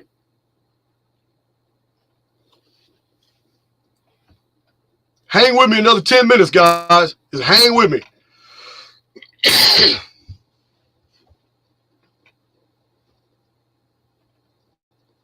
Hang with me, man. Another 10 minutes. I love this old studio. I sure miss it. Hang in there, Don. I'll be back. I don't mean for this to be long. I'm sorry, moderators. I'm almost done. Here it is again. The sun. Here's the moon. Here's the reaper at the top with the hourglass. The hourglass is lacking sand. It's time for him to make his move. If you look real closely, you can see that when he's making his move this time in the name of religion, he's leaving the law alone. He's not using. He for some reason. No, religion is not empowered. Religion's not doing what it's supposed to do. Control. So he pulled out his sickle. It's time for a reaping. And here's one of the victims right here, whose own hourglass completely ran out of time. There it is, right there. The reason this individual human is laying on this whatever this is that was taken from the field, barley, asparagus, wheat, corn, whatever it is. The reason it's laying because that's a symbol to show you that that human who's given up the ghost, you see him giving up the ghost right here? He's giving up the ghost. He just got reaped. He's a part of the harvest. That's why that sheaf is there of that plant. He's been harvested. Look at this spectacular picture. The goddess is back. She's holding the labrys. Now look, you don't have artificial intelligence X. You don't have the I, the adversary. You don't have the I, the servant of Yahweh, doing anything. You don't have the I that's watching over all the controllers to make sure that they're doing their protocols and make sure they're keeping everybody enslaved in dungeon programming. The I isn't doing anything here. The I is nowhere in here, and the I is the eye is gone because the goddess has resumed power. Light from the oversoul. This old man with the wings and shit and stuff, he's not the tetragrammaton. This is not. This guy here is not the Yahweh. This ain't the demon that popped out of a burning bush. Light comes from outside the construct. That's what that book is. That book is a portal outside the construct. Light comes in from outside the construct and empowers the goddess again. She has the labrys. Look at the power coming out of the labrys. The power coming out of the labrys instantly subdues the patriarchy. The patriarchy is the one that's using religion and the law to subdue humanity. The goddess comes back to bring balance. Here it is. There's the balances. This is her duty. Bring balance back because the wielders of religion and the wielders of the law have gotten out of line, and they have gone too far. So outside the construct, there is action. The harvester. This is the true God. The harvester has acted. And look, there he is.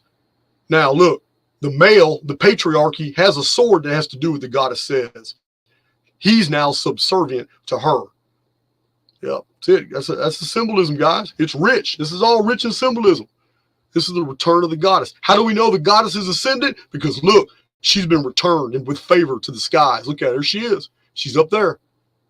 This is now her epic. So look at this, guys. Also rife with symbolism. What do you have? The hourglass on top of the winged skull. Another Phoenix image. Hourglass on top of the winged skull. There's that shovel. It's the symbol of resets. Why? Because resets, everything, a lot of stuff gets buried. A shovel is what you bury things with and what you uncover and what you build with. And there is the harvester.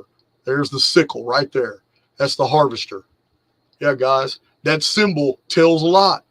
That's all. That's Phoenix symbolism. That's reset. That's harvest. Time. The time has come for Phoenix to bring death for whatever. There it is. It's all in one symbol. And here they are. Look at them. They're having a death dance. They're all out there dancing. There's humans mixed with skeletons. What does that mean, guys? Because it means through the reset, there are humans that live on just fine. They're having a party. They're dancing. They're not having any problem. And then other people were rendered into skeletons that they discontinue. This is Phoenix ritual. It's all Phoenix symbolism. Crazy. All right, we're on the last file. The last file only has 5 images, guys, and we're done. Let's do a chat check. I want to make sure my chat's still, y'all still hear me. I ain't been talking for nothing. This is a long video. I get it. Trying to do a chat check. I'm almost done.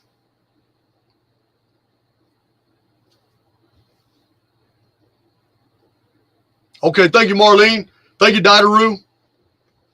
Okay, cool. Let's do it. Thank you, Meryl GG. All right, we're on the last 5 pictures, and they're going to be fast. So, But one of them is going to blow your mind. You know I'm going to save best for last. So look at this. These are straight out of alchemical texts, guys. Here they are right here. Here it says tincture. In Latin, it says tincture right here.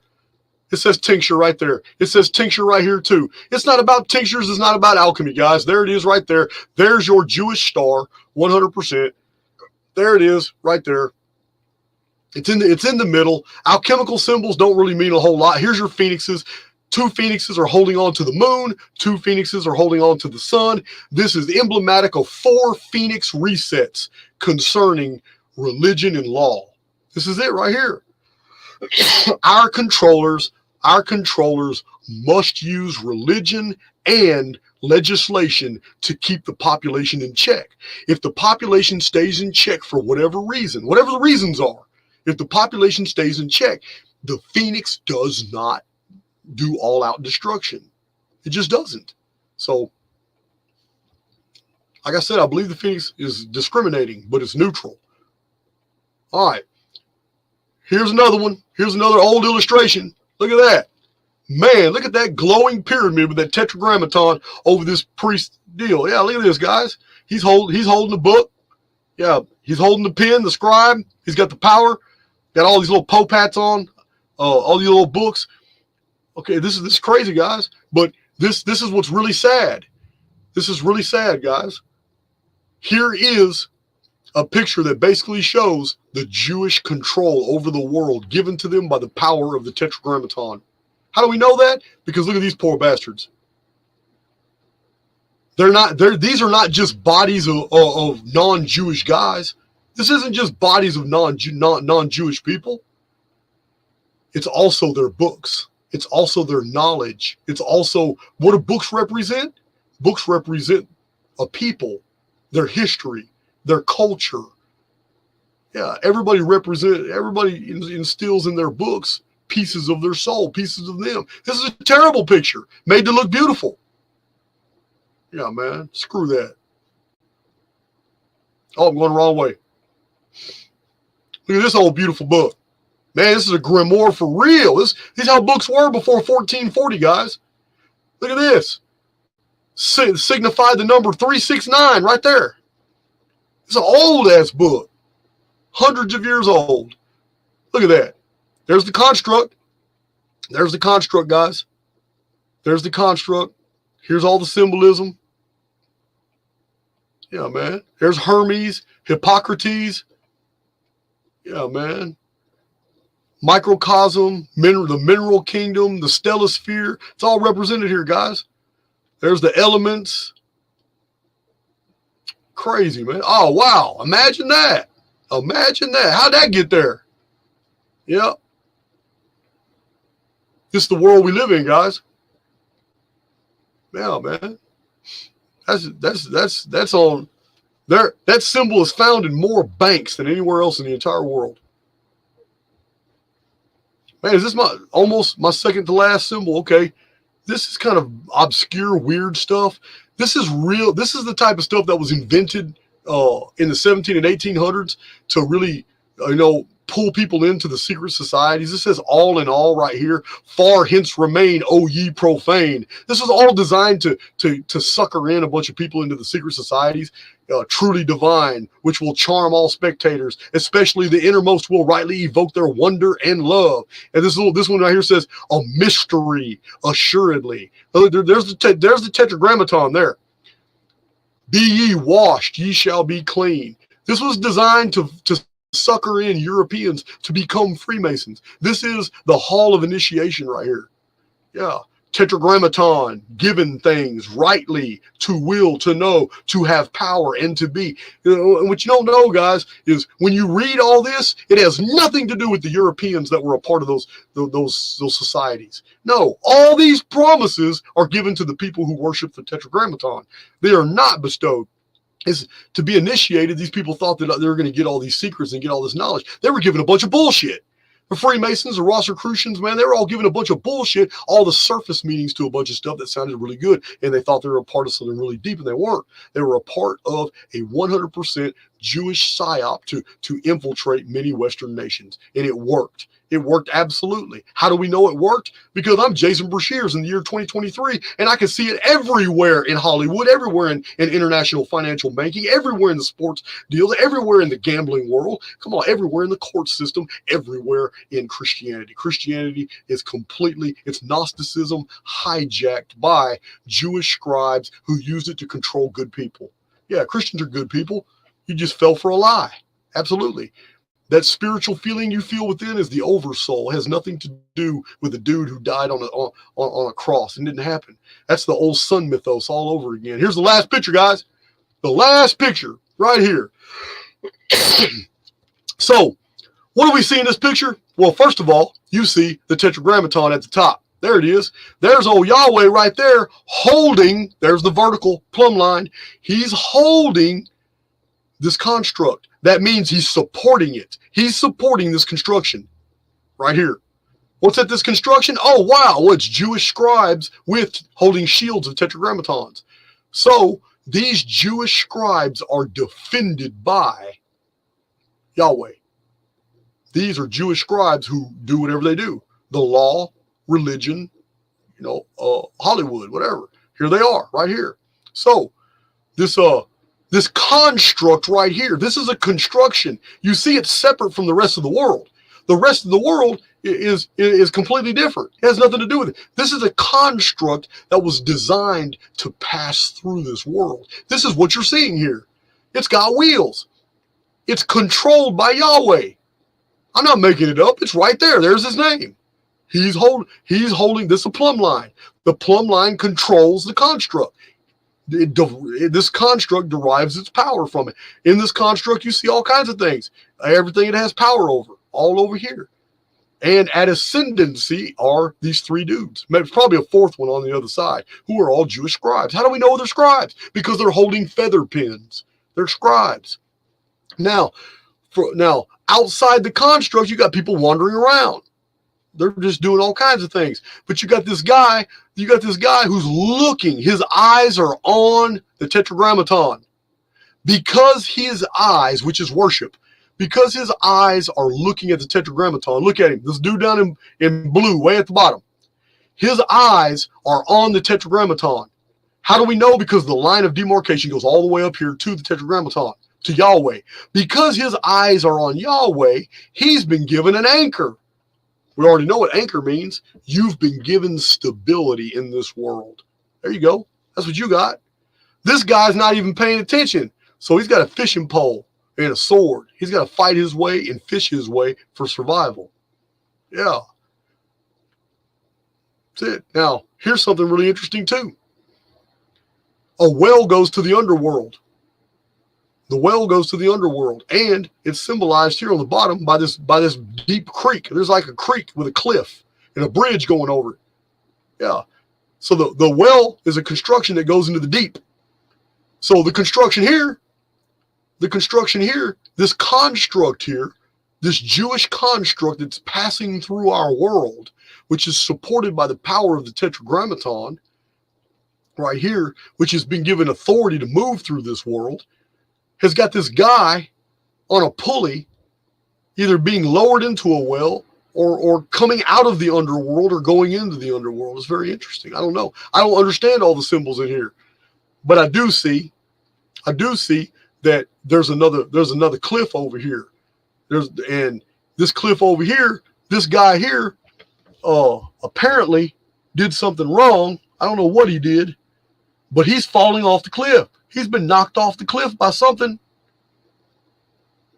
I don't know what it was. I'm gonna let y'all figure that out. Y'all can blow that up.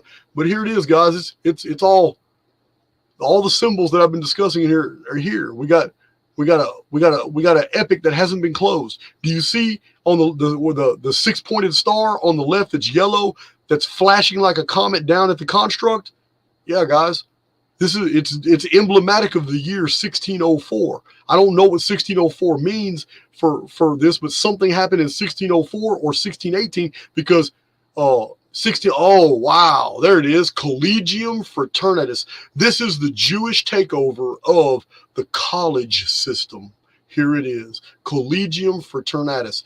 So from 1604 to 1618 was basically the takeover, Yahweh's takeover of the Western European colleges. This is what this is about. All right. How do we know it's the West? Because the bottom says Occident. Can't miss it, guys. It's right there. Big old word. Let me see how big I can blow that up. Occident, right there. Occidens is Latin for the West. Yeah, guys, I don't believe it. So let me blow this back out right here. Quit screen sharing. That was amazing. Hey guys, I really do appreciate the way you you hung with me. This is an extra long video, 3 hours and 42 minutes for a presentation. I'm really sorry it took this long, but I told you from the beginning I had a lot to convey. Remember, that's the number 138 on that Phoenix diagram is amazing. Amazing. So, hey man, I hope you like and share. I'm really hoping this. I've never had a video. I have never ever had a video go viral. I really hope this one does. There's a lot to unpack, but really, I want to open people's eyes, especially new people to my channel, that this isn't any arbitrary data. My Archaics veterans in the chat will tell you this is all integral to all these other data sets that I've provided in other playlists. Not just about the Phoenix phenomenon, not just about ancient calendars, not just about resets. Not just about the origin of the Old Testament, not just the origin of the New Testament, not the origin of the tarot, the origin of the zodiac. I have data sets I have published freely to the public on all those deals. This presentation binds all of them together and shows you. Remember, I just showed you a whole bunch of pictures that are allegedly by Germans, Prussians, Corsicans, Italians, Celts, Irish people, Scottish people, Welsh, all these different alchemists, man, have put together all these deals. But if it was by so many different people, if alchemy was so widely regarded, all these deals, and not some type of invented construct by one certain people, how come it's only one certain people that we see their symbols, their text, their imagery? Why? Why, guys? I know why. Because I know who invented the tarot, who invented the zodiac. Yeah, I know who invented this whole artificial world history that many people are still parroting. Yeah, guys, the Phoenix phenomenon is real. I mean, I don't have all the details, but I got a lot. If you hang around, you're going to get them too. And right now, I'm going to hit that badass outro because we're done. I think no, I'm not screen sharing no more, am I? But yeah, it's that was a long presentation, but my intros and outros were pretty long too, ain't they? So let's do it.